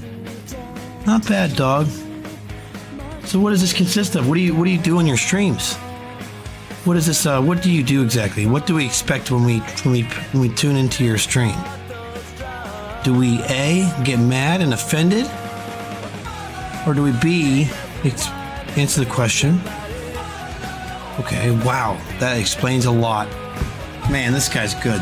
My answer to him, if you can't read, is it's an internet podcast about the internet. Which was like my official description for the podcast on RSS feeds. He did not like that answer. I'm gonna have to give this guy a follow. Psych! What are you, fucking high? How high are you, dog? Oh my God, you're fucking joking. I'm high as shit. And this guy's higher than me, thinking I'm gonna give this guy a follow after he just told me I should get my life together and start buying things that I should, like, you know, and he ended it with, you know. I'll tell you what, dude, the only thing I'm gonna be buying, You know? I guess that was what set him off. I didn't realize that my was like so offensive. you is a 2,000 pack of followers. I have no idea what that'll cost me, but I'm gonna help get your channel going. Let's fucking go. Let's fucking go, baby. Let's get your channel moving, dude. Wait, Let's hold go. up. Hold up.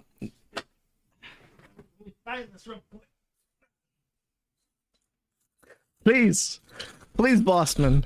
I just need a little bit of Subarooskies. Just a little kickaroony Fallarooskies. Change, sir, change. 3,500 sounds a lot better, doesn't it? All right, let's go. You know, I mean, dude, like, would you just look at it? Now, let's silence this and actually take a peek at this. I'm actually very genuinely curious how these streams work. Do you usually make fun of streamers and content creators, or do you just, like, Yes. look at, like, Zorno and shit? You talk about the internet. You talk about crypto? What's going on here? He's breaking out the headset. He's like it's like a fucking investigator putting on his little hat and corncob pipe and about to get to the bottom of this shit. And he sent out a message congratulating Jackie Singh for. Wait a second! What is this, 2012 where we don't even use a webcam anymore? Holy shitballs! What the fuck? Are you scared to show your face? I mean, dude, we realize you eat pizza, breakfast, lunch, and dinner, and you got the triple chin, and that's okay.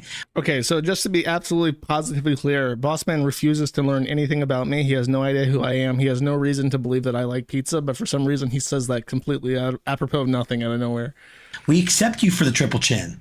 The triple chin is a nice feature of your face. Doxing the Taurus Watts guy, even though she had literally nothing to do with it. Oh, she had nothing to do with that. Nothing. He Nothing. talks about Kiwi Farms being a disinfo agent for Russia or some shit. Oh my God, Kiwi fan? Are you a? Oh, he's fucking retarded. This guy. I am so interested in what you're talking about here. Okay, hold up. I'm gonna turn on my webcam since it's 2024. Get ready. Yeah, there we go. real Josh Cam. I'm fucking punching air at this shit. I can't. Fuck you, boss. I am fucking moved. I'm fine. This guy is so important, dude, that we're talking about this This is guy. the only Twitter content I have, by the way, but that's because this video is funny. So this guy, he's got 1, 2, 3, 4 kids, and he gotta feed them kids. Now this is such a great segment to land on. Climate out there for young folks to get their food and get what they need so they can survive, and folks are suffering and shit's hard, man. So, you know, sometimes when they ain't gonna feed you, you gotta feed yourself. How you gonna feed yourself when shit's hard and you can't find no jobs, you can't find no food stamps and shit? You're making fun of her eating food? Hold on. Take it. So let's see what this man providing for his family has decided to feed his family by seizing the means of production. Dude, I'll steal these guys. Gotta feed them. You gotta stop. Gotta feed them. Feed them, motherfuckers, dog.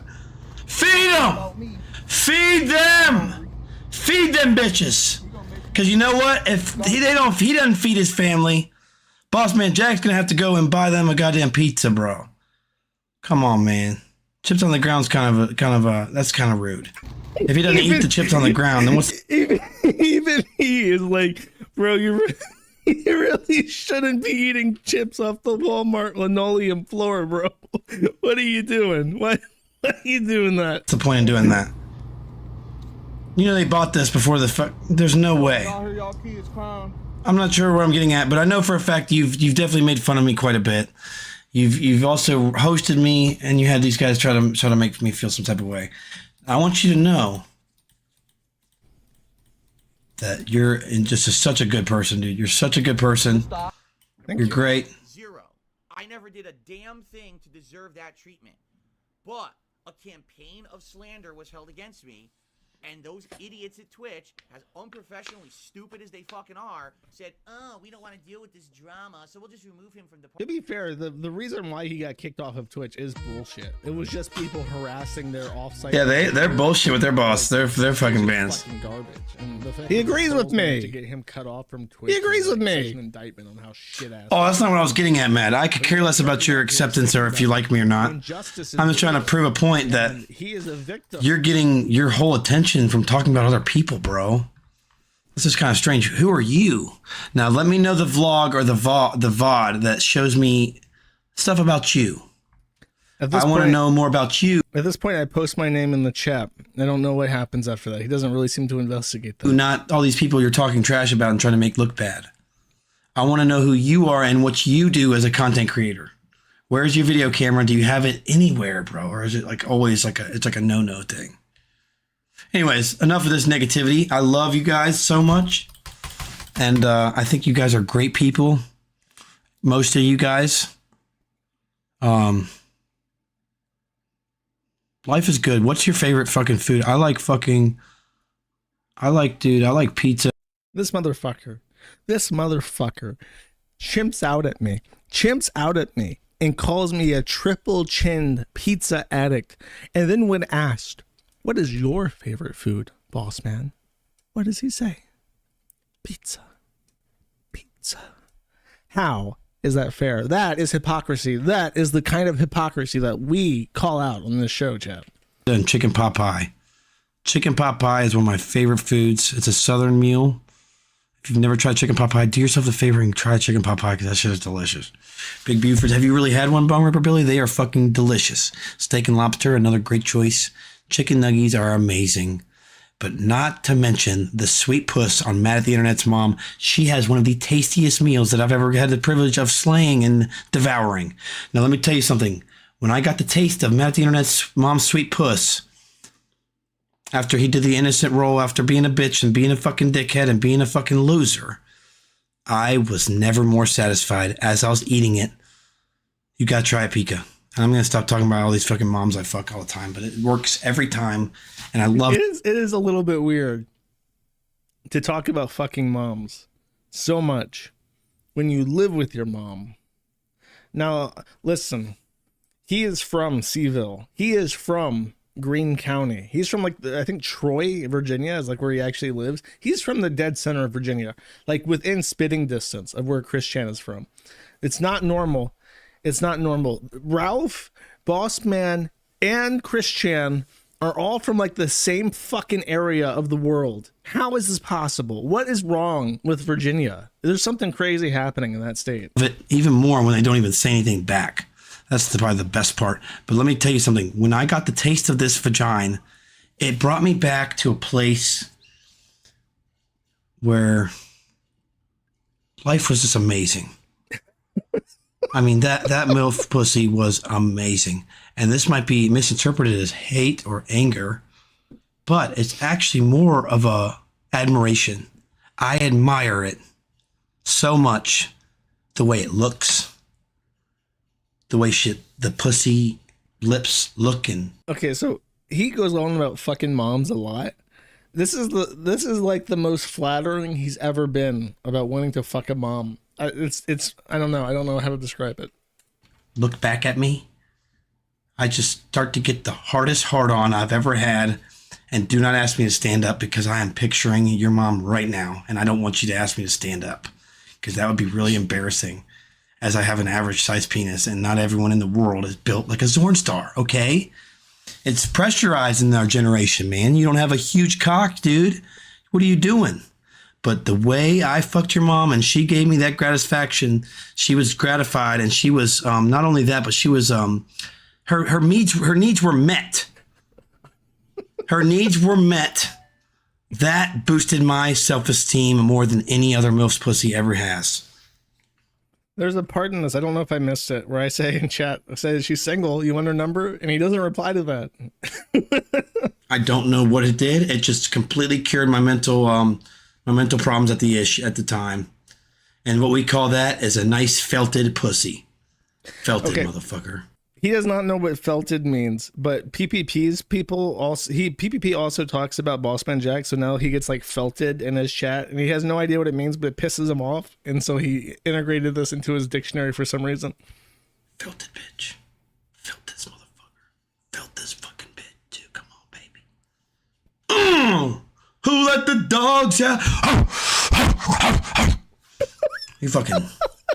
If you ever wanted to know what crack looks like, this is what crack is like. You don't belong in the dog pound, buddy. You're in the wrong section. You need to go back to the little Pee Wee Herman section. No more dog, only rat, Chad. With your 1K ass followers, ass looking ass motherfucker. Who the fuck is this guy?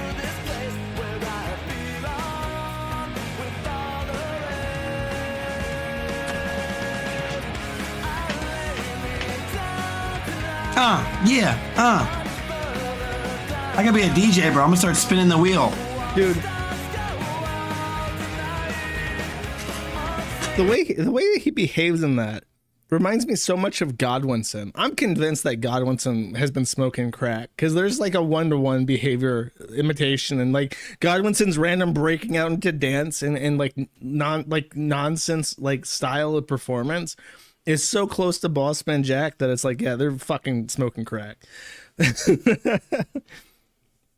This was me after this is my live reaction after getting epically owned. I just had to fucking leave that shit. Oh my god. Actually, what happened is I got banned from the chat by, not even by him. After all of that, after that 10-minute long rant, he did not ban me. He did not ban me. Instead, a fucking literal Janny tranny. There's this person in his Discord called Pika who has like a woman's avatar, and like, bro, no woman watches Bossman Jack. There's not a single woman in the history of mankind that has ever watched a violent crackhead lose all his money in gambling and like supported that. That is a uniquely male thing to find enjoyable. So this fucking Janny tranny, it was the one saying, Bossman, can I ban Math Internet now? Ooh. And he was like, yeah, sure, whatever. And then that was it. So it was not even him. It was not even me asking about the bong. It was the Janny tranny desperate to sweep it up. That's what actually triggered the ban. I declare fatwa on Pika. Any and all anti-janitorial behavior is endorsed. Okay, that's the reality here. All right, enough of this. That is the Bossman segment. Did I miss anything? If not, I'm going to go to Super Chats. I have a fundraising site to fix. I have some seeding to do on Zitter.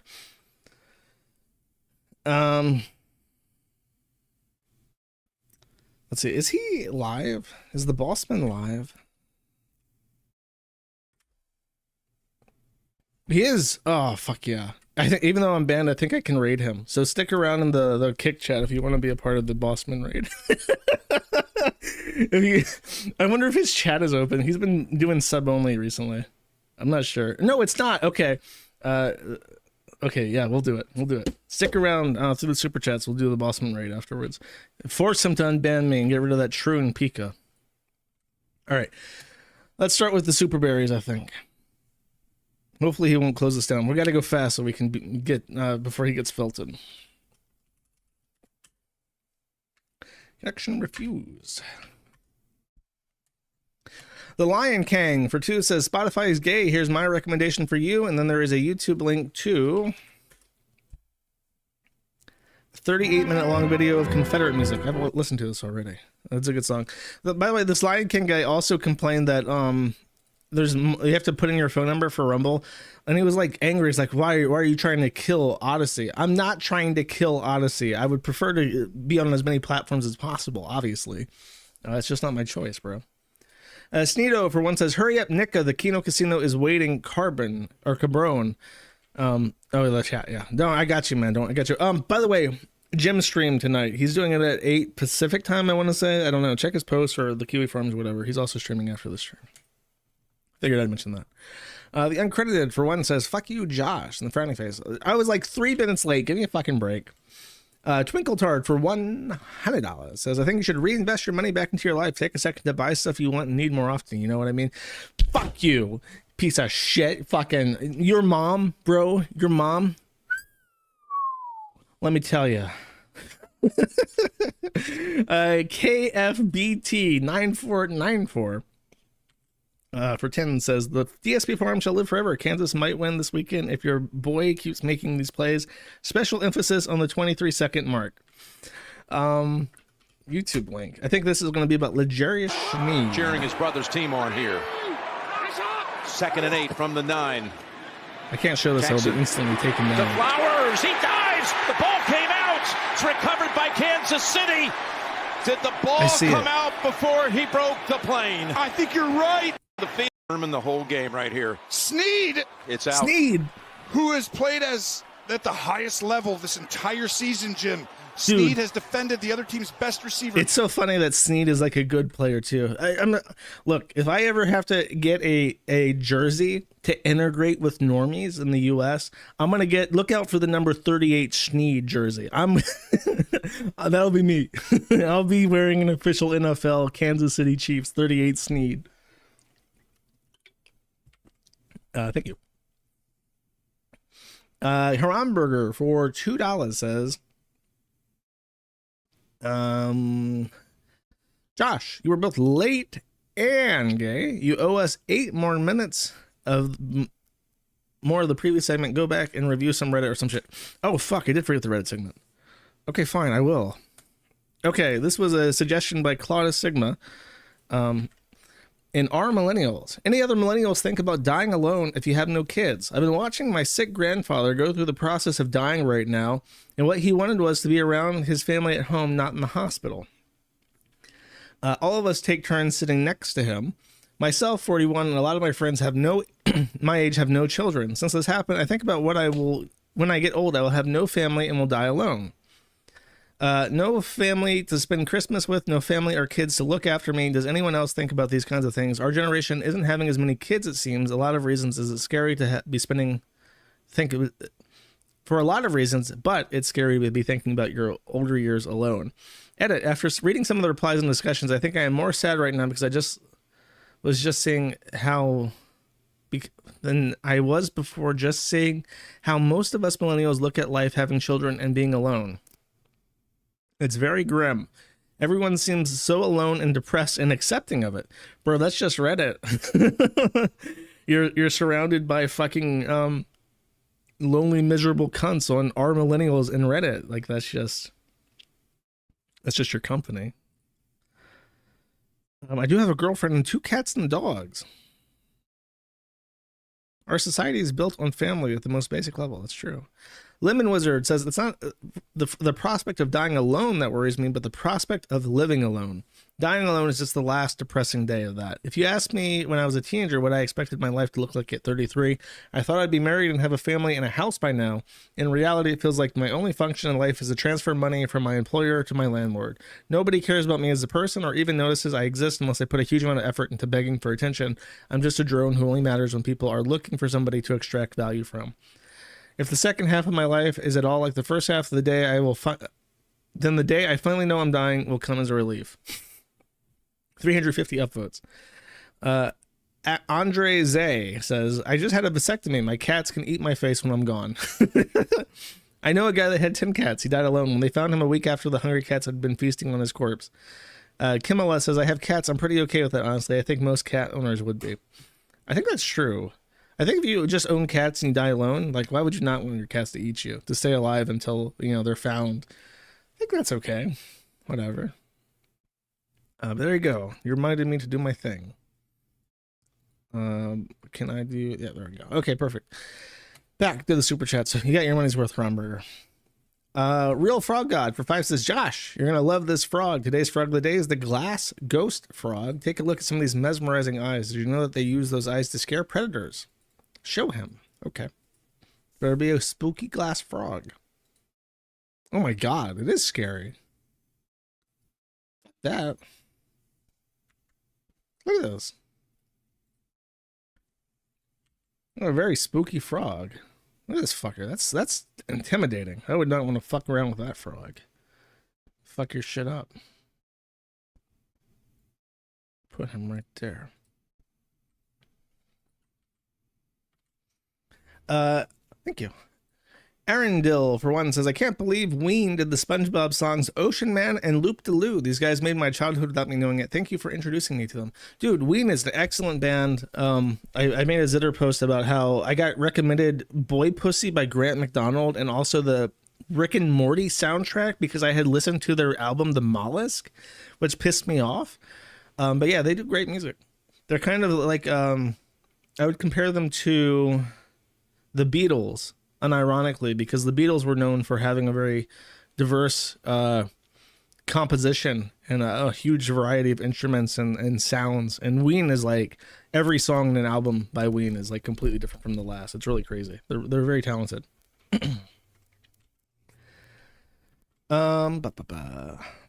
Doing Your Mom 2988 for 5 says, that tweet Dominic Peso sent to you was embarrassing. Was so embarrassing. He went from soyless to licking the axe wound and parroting Daddy Dick's dog shit opinions. Dude, he has Dick Masterson, Dax, Juju the cow, Daxipad, has some kind of like mind control power over like fatherless men where he can just convince them that like he's cool. He's like an aged man with like a rat nest on his fucking head. And he's like in a long-term non-committal relationship with Maddox's sloppy seconds, whose life he's basically ruined for no reason. Like, I don't understand how you could look at this guy and think, yeah, that's the life I want to live when I'm 45 years old. The Uncredited, for one, says, I love feds almost as much as I love genital warts. Me too. That's probably fair. Should ask Ricade about the genital warts. DP Deluxe for 10 says, allegedly, Josh and Ralph Ramies in Texas. I think it means roomies in Texas. Classic Odd Couple coming this summer. And then there is a YouTube link. Let's see what this is. Okay, I got you.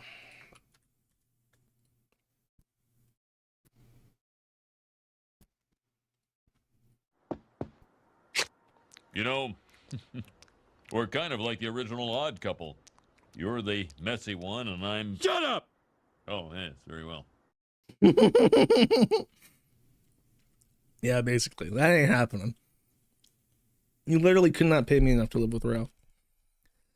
Rolling Punter. Thank you, by the way. Rolling Punter for $50 says, have a great weekend, Jersh. I will. Thank you very much. I appreciate it. Forsaken Wanderer for 10 says, what's for dinner, Sneeder? Pizza today, actually. Literally. Speaking of pizza today, to be real with you. Thank you.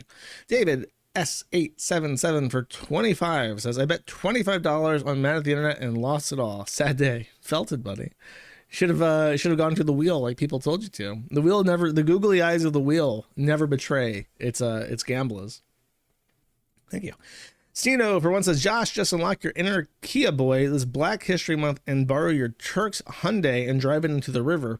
In the Hyundais before 2021, there was no immobilizer. You can use an USB to start it.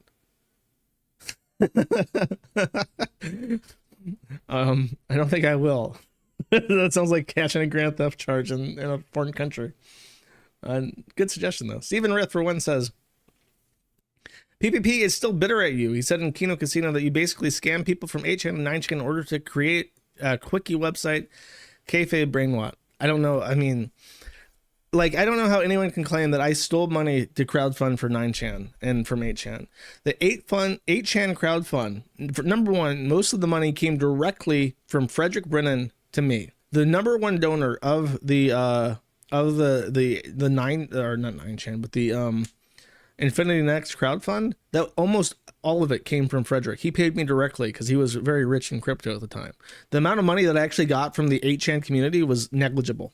Second, I worked for 7 months on Infinity Next. So if you divide 7 months, 11,000 by 7, you get less than $2,000 a month. Less than $2,000 a month is far below what a web developer's salary is. I was living in the Philippines. My expenses were very low, but that's still not much money. So I did put in 7 months of work. Half of that money came from Frederick Britton, who was directly overseeing my work. And the wage that I was compensated was not an inordinate amount of money for the work that I was doing. If you think that I somehow stole or misappropriated funds that were specifically given to me to hire me to do the work that I did and still available on GitHub, I don't know what to tell you. You're just wrong. Umpty Madoo for 10 says, please add facial expressions to the hamster and cycle them out based on how you feel about the topic. It'll be silly. Example. And then there is a PNG file.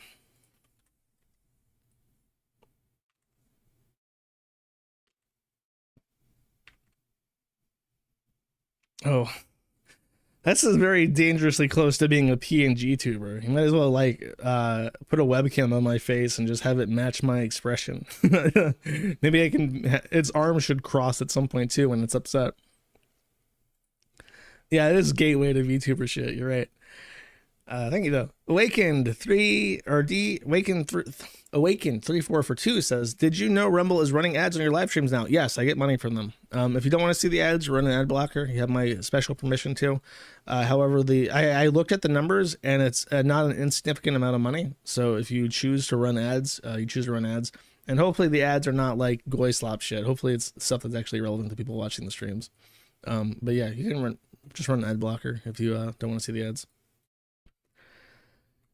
I don't think that's against the Rumble terms of service. If Rumble starts doing a thing where it's like you can't watch the streams if you have ad blocker on, I will just turn the ads off.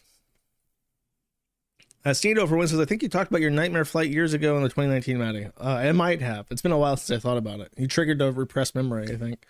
Ziggo0 for 10 says, how is Black History Month already? I swear every day at this point. Just have a great weekend, Josh. Yeah, it does feel like that. I don't know how else. I mean, I think the reason why Black History Month feels so sudden is that Martin Luther King Jr. Day was like 2 weeks ago. So it's like Black Man Day leads into Black Man Month. But then every day you're hearing about how blacks have to be honored and respected and shit. The Lion King, for one, says, mulattoes kicking African ass since Haiti attacked Dominica. Haiti won that war. Haiti conquered the Dominican Republic for a couple decades, I want to say.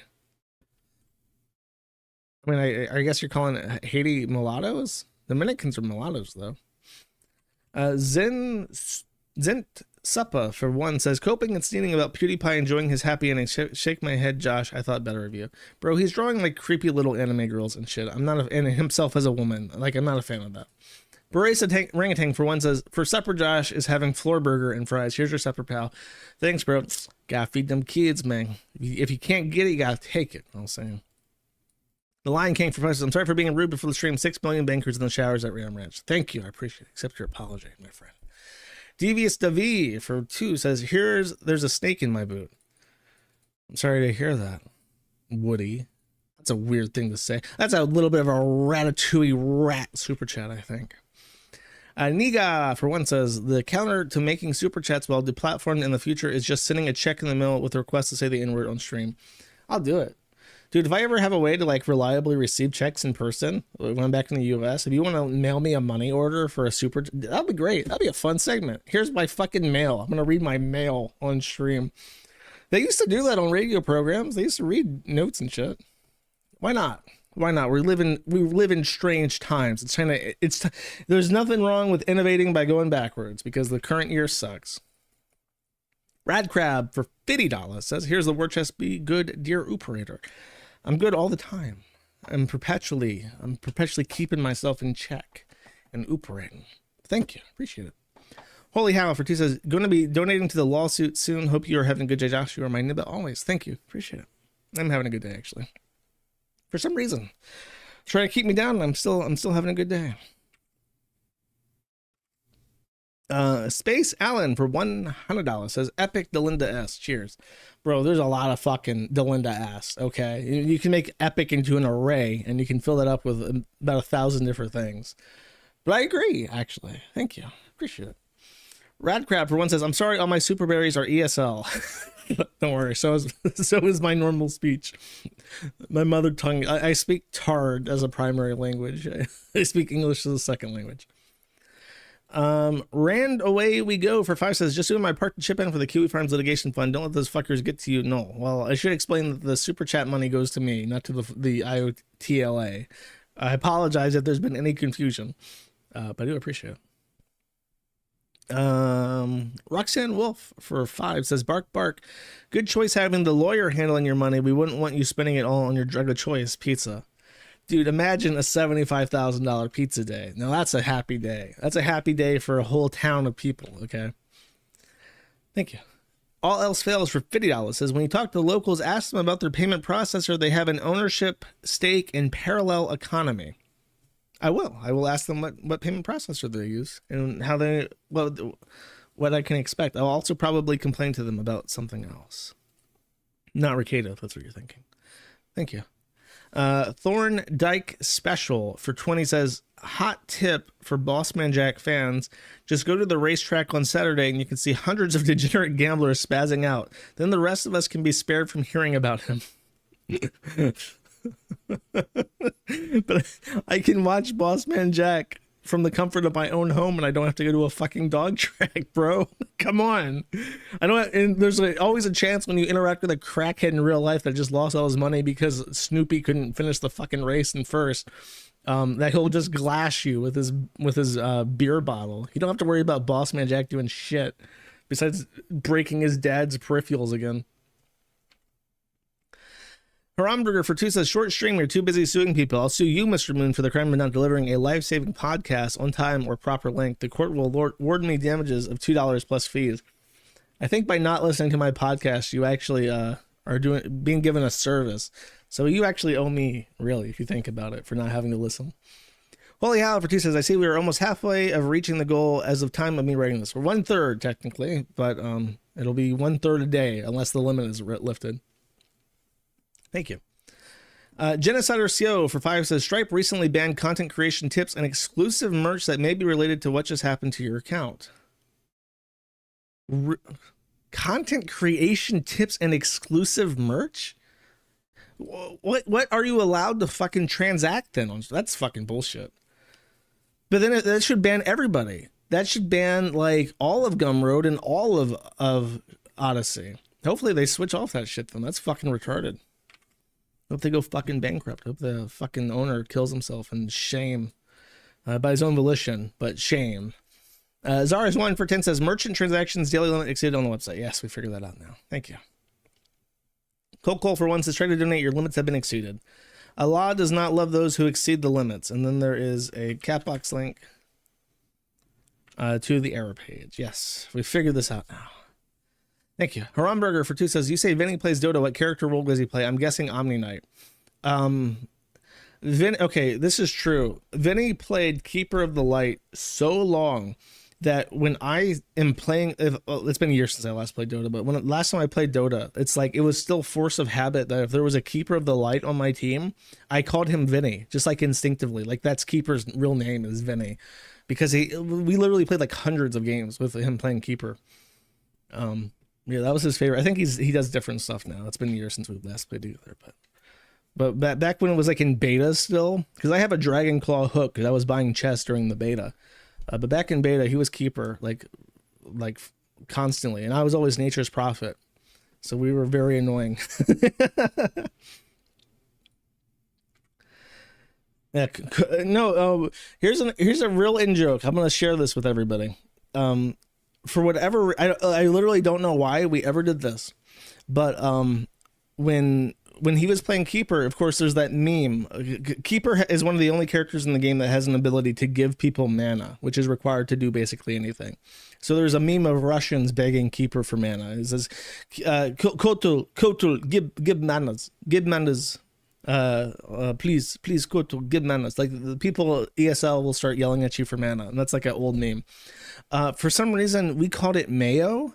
So I would always be saying, Vinny, give me mayo. Vinny, I need mayo. And that was just our word for mana. To this day, I think we refer to mana exclusively as mayonnaise.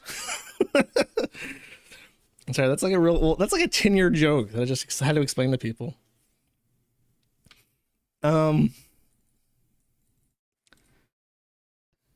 8805 Alton for $20 says, used to troll Twitch streamers with this song. It's grown on me since then. Give it a little listen sometimes. And then there is a link to YouTube.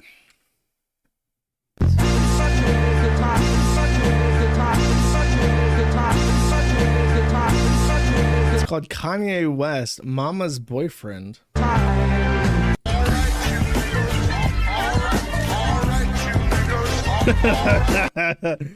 Kanye West, 1 in a million. What a great musician. Fligu Gigu Seared Bite for 5 says, Oy vey, Josh, you didn't play the extended cut of Shapiro's banger. Oh, Jesus. How much did you give me? 5?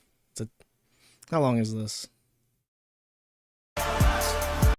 Okay, I will play this just for you because I'm having a good day today.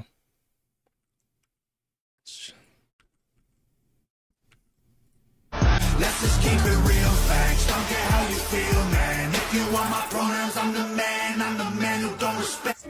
Oy vey, oy vey, oy vey, oy vey, oy vey, oy vey. Goyim can't be chosen, time will tell me no way. I worry about was a girl or a boy. Homie, I stay clipping these coins. Oh boy, I'll be filled up with joy when Gaza's completely destroyed. Conic mockingbird has been deployed. In Candace Sowis, she was almost unemployed. I beat chickas to death. A dreidel is my favorite toy. This was a lot of fun, Tom. You're a good Chavo sport. This ain't rap, this ain't money. I don't know if I can co-sign all that, but that is pretty catchy. Thank you. Unkind Naysayer for 2 says, Josh, if you were hiding in a sewer and discovered a fresh Whopper on the ground wrapped in paper and box, would you eat the sewer burger, recycled bit from another streamer? No, that's disgusting. Why the fuck would I do that? I think that you're talking about Ralph eating a hamburger out of the trash, which he definitely did do. Sneedo for 5 says, a kick gutter trash streamer shouted you out and there's a symbol of Black History Month heard in the background. Oh, Jesus. Okay, let's see what this is.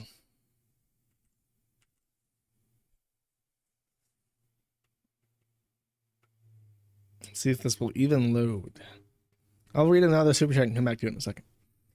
Casting Couch Crab for 10 says, the invertebrate of the day is the Hercules cabutraman.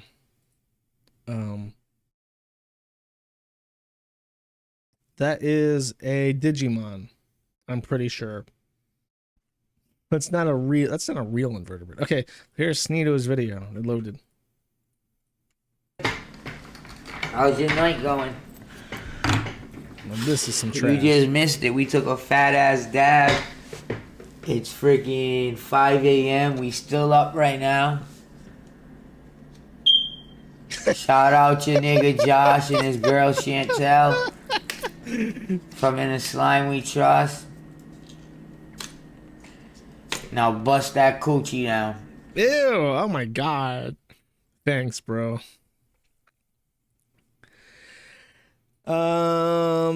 Simuligan for 2 says, Twitch literally has died because of that hashtag Twitch Do Better movement in 2021. Gays like Simuligan and Wreck-It Raven bitching about hate raids, aka getting trolled by tryhard community killed Twitch.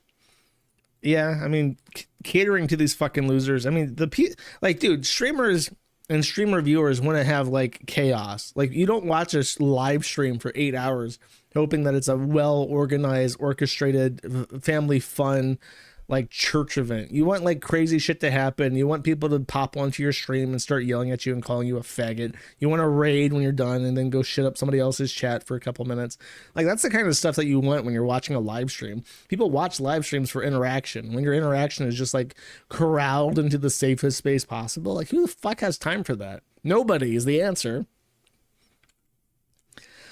Patrick S. Tomlinson says, tranny gift bucks have dried up far and wide due to the tech layoffs. Meanwhile, normal dudes and dudettes who have a real job all along, 25K in one morning. I don't know if we would consider what I do a real job, but I definitely put it. I mean, I do a lot of work. I don't know if it's a job though. That's the difference. Thank you though. I mean, I guess in terms of like, yeah, the people that watch my streams and shit, and the people who like want to read the forum, dude, the forum, the Kiwi Farms is most active. Like usually you would say video games, for instance, video games are more active on weekends because people are off of work and they're playing together and having a good time, right? No school, no work, having fun together. The forum is busier on the weekdays, which means that most people who read the Kiwi Farms are reading it at their work. A lot of people listen to my podcast at work. So like there's a significant difference between like trannies who don't fucking work and rely on gimme dats versus like entertainment for people who are actually actively working. Oh, which, just in case you're wondering, one is a better source of income than trannies. Longboarder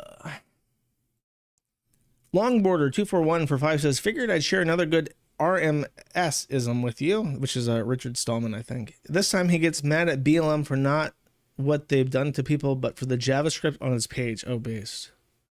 I would love to see Richard Stallman complain about JavaScript on Black Lives Matter's website. Okay, so this is Richard Stallman on Mastodon saying, U.S. citizens call on Black Lives Matter to save the Gunnison Sage Grouse. If you have disabled the page's JavaScript, you may get a blank response after signing. This does not mean anything is wrong. Your signature has probably been sent properly. The blank screen has text that is rendered invisible by CSS. If your browser gives you a way to disable the CSS, do I have to go to his website to read this? Yes. Wait, no. Oh, this is the Bureau of Land Management. He's complaining about the Bureau of Land Management's fund for the Gunnison Sage Grouse and not actually Black Lives Matter. Okay, fine, I get you.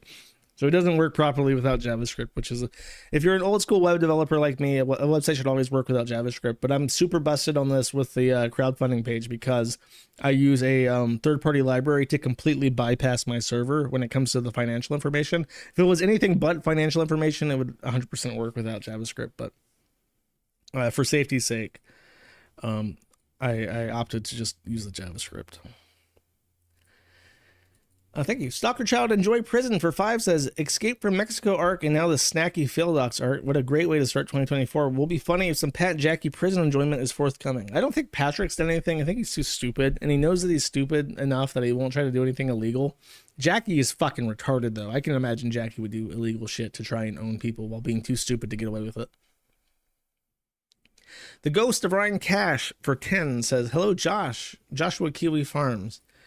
And that name, Ryan Cash, is Clyde Cash's brother who died in a fire, and Chris Chan made fun of him like 15 years ago. You can't sneak no quick lore past me, boy. When the duck walked up to the lemonade stand and he said to the man, I'm playing this in the wrong browser. Good thing I didn't ruin the joke before I played it. When the duck walked up to the lemonade stand and he said to the man, run in the stand. Will you be showing I hope you've been showing your pussy tonight, baby, because I will be wanking my cock when you get fucking naked. He waddled away, waddle, waddle. Then he waddled away, waddle, waddle, waddle. Then he waddled away, waddle, waddle, till the very next day. Okay. Someone said that they managed to add an iframe into the chat. If you can send me how you did that by email, I would appreciate it immensely. How did you do that? Oh no, it's just a code block, I think. I see. Yeah, whatever that was, let me know.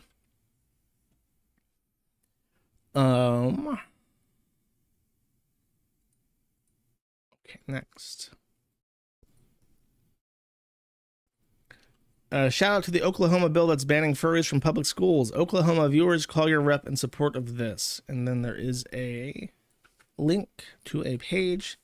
So apparently we have a great number of Oklahomians who watch this stream.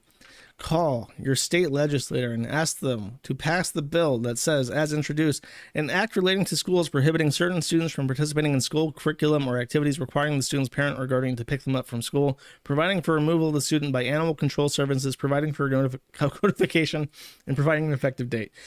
If the animal control services thing throws you off for a loop, it is that the state of Oklahoma is trying to pass a bill that requires furries to be considered pets instead of real people.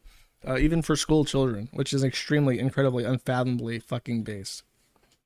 Pass it. Pass that fucking bill. Round them up.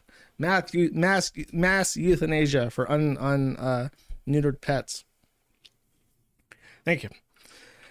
Bot or not for 20 says, the reason I don't donate through crypto is because it costs more to buy crypto. If I'm going to support you on the forums, I will want all that money to go to you, not a percentage to the exchange. There are ways. I mean, no matter what, they always take a cut. Like if you donate $20 through Stripe, I don't get that. You know, I lose like 5 to 10% of that through cost, regardless of what you try to do. Money orders are the only ones that 100% of what you send gets redeemed, but you have to pay like $2 for the money order. So if you want to like make sure that as much money as possible is safely transmitted, you want to go through a money order. But thank you. Torel for 2 says, since I can't donate to the war chest at the moment, I would like to share with you a song, Mortis Fear Feeders. Oh, very clever, because it has feeders in it.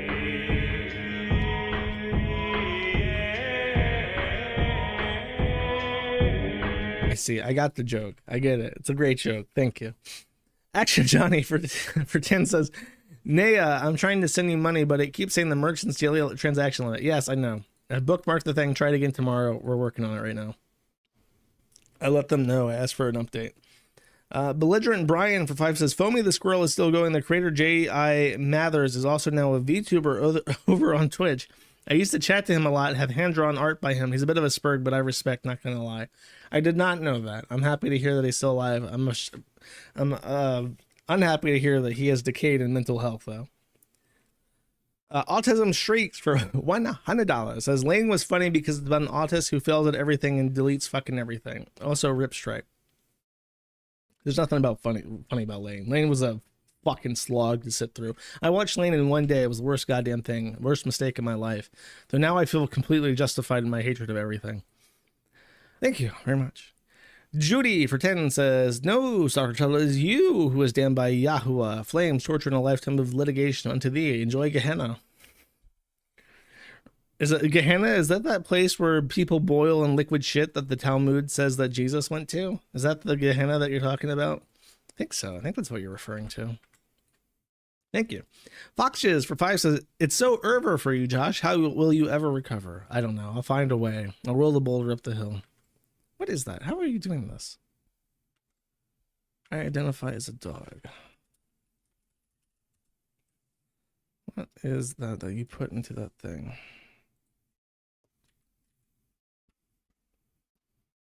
Because it's definitely showing up on the...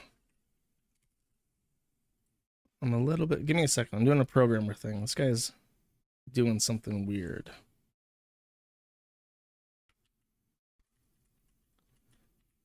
It's just empty. It's a no translate markdown preview that renders as a box, but it's not an iframe, I don't think.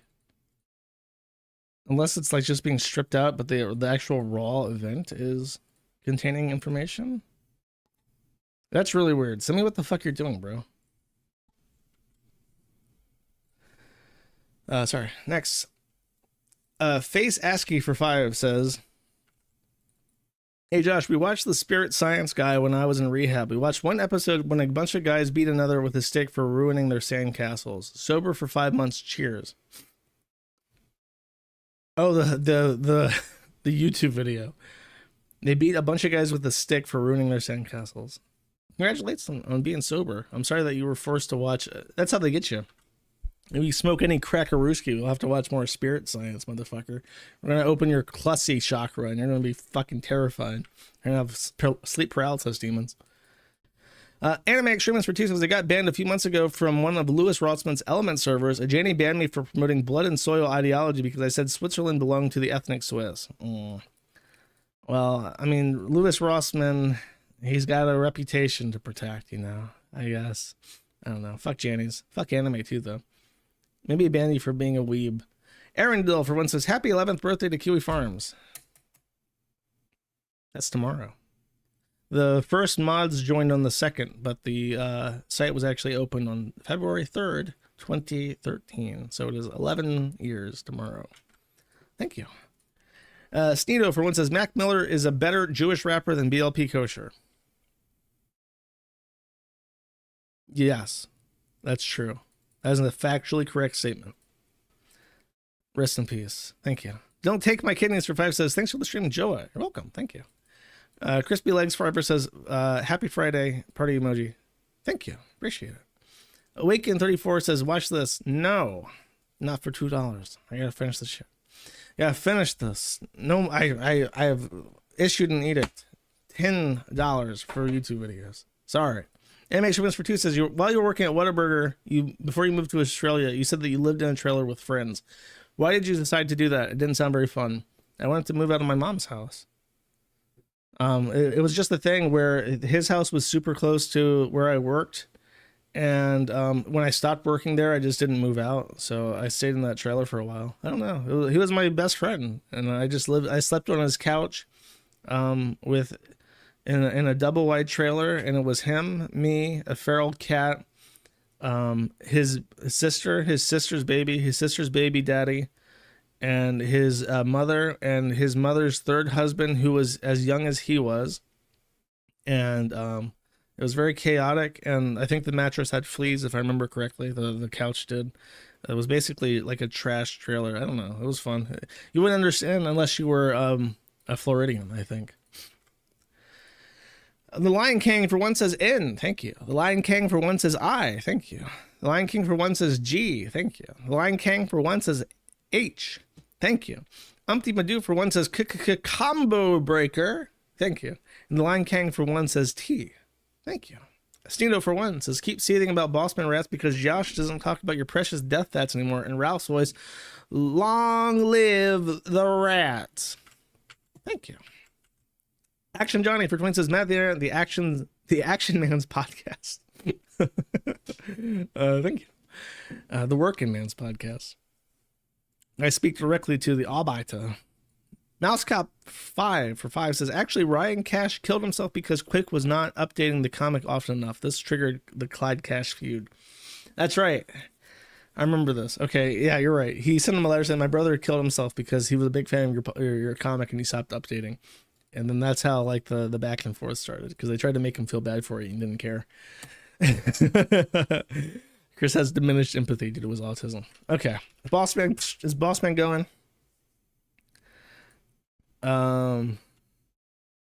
He's offline. That son of a bitch. This motherfucker and his fucking stream schedule. Fuck you, Bossman. He hid. He cowered. He hid. He knew the rats were coming. He knew the rats had filed into orderly columns and were ready to attack, and he quit on us. Unbelievable, chat. All right, I will see you guys on Tuesday. Thank you for everything. Thank you for everyone who donated the thing. Remember to check back tomorrow. Hopefully the limit will be lifted by then. If not, here is a nice outro song. It's kind of my vibe right now. Kind of my vibe, I think. If I can find it. I do not want the audio album version. There it is. Okay. See you on Tuesday. Bye-bye. No, that's not the right one. Play the right fucking song, piece of shit. Jesus.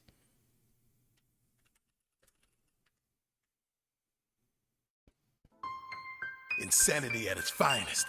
Firestarter, riot maker, moon-stricken, animal in need. Happy Black History Month, by the way. Everybody around me always think they know what's going on inside my mind. Think I'm Mr. Nice Guy all the time. I didn't say on diary, you think you know, but you have no idea. Cut your hope, get 50, must make more dope. We will be shaking your flow. Come against me, that's a no-no.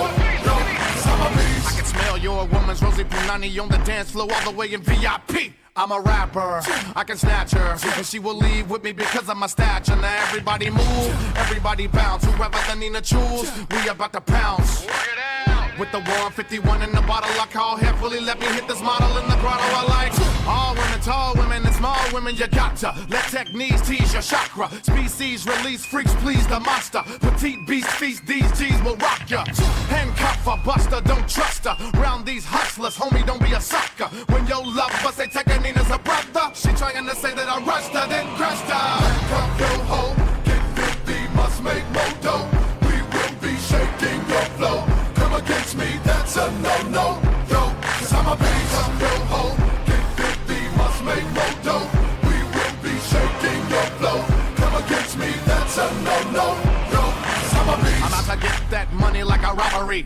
Now I got it, all my enemies wanna clobber me. Squalor be harder, we need dollars camaraderie. The hotter the scholarly, the larger the lottery. Need yen, tens, twins, gotta succeed. Spin G's, Ben Franks. We grim cheese in banks. Breathes in, we win thanks. Hungry like the wolf indeed, but I give money to my crooks in need. I live in Sherman Oaks, but from Kansas City. I miss home, Cali is business, but man, it's pretty. I ain't lying, y'all. Monster for money for mine, y'all. If I wasn't getting money, I'd do time, dog. You never see the 9-fall big house. Wood floors made, cleaning the bitches with pine saw. Handcuff your hoe, get 50, must make more dough. We will be shaking your flow. Come against me, that's a no-no, yo. Cause I'm a beast. I'm your hoe, get 50, must make more dough. We will be shaking your flow. Come against me, that's a no-no, yo. Cause I'm a beast. Friend, this industry is no kin to me. Behold the flow of the century. But they scared of me, rappers, they don't compare to me. Fair to be said that he dares to be sincerely a rarity. Check the sound scan, look around, man. Wake up, look at your Jacob, you and Killer Clown land. Face paint and juggalettes with bubble butts. And we rock it for sedity women in the button-ups. Hands down, we rock harder than Kiss. But rap, we cutting Chris, so can I get 2 stumps and a clap in this bitch? Need a shot to the top cause the plot's to get rich. Tell ya, executives, I'm next for this. Success it is,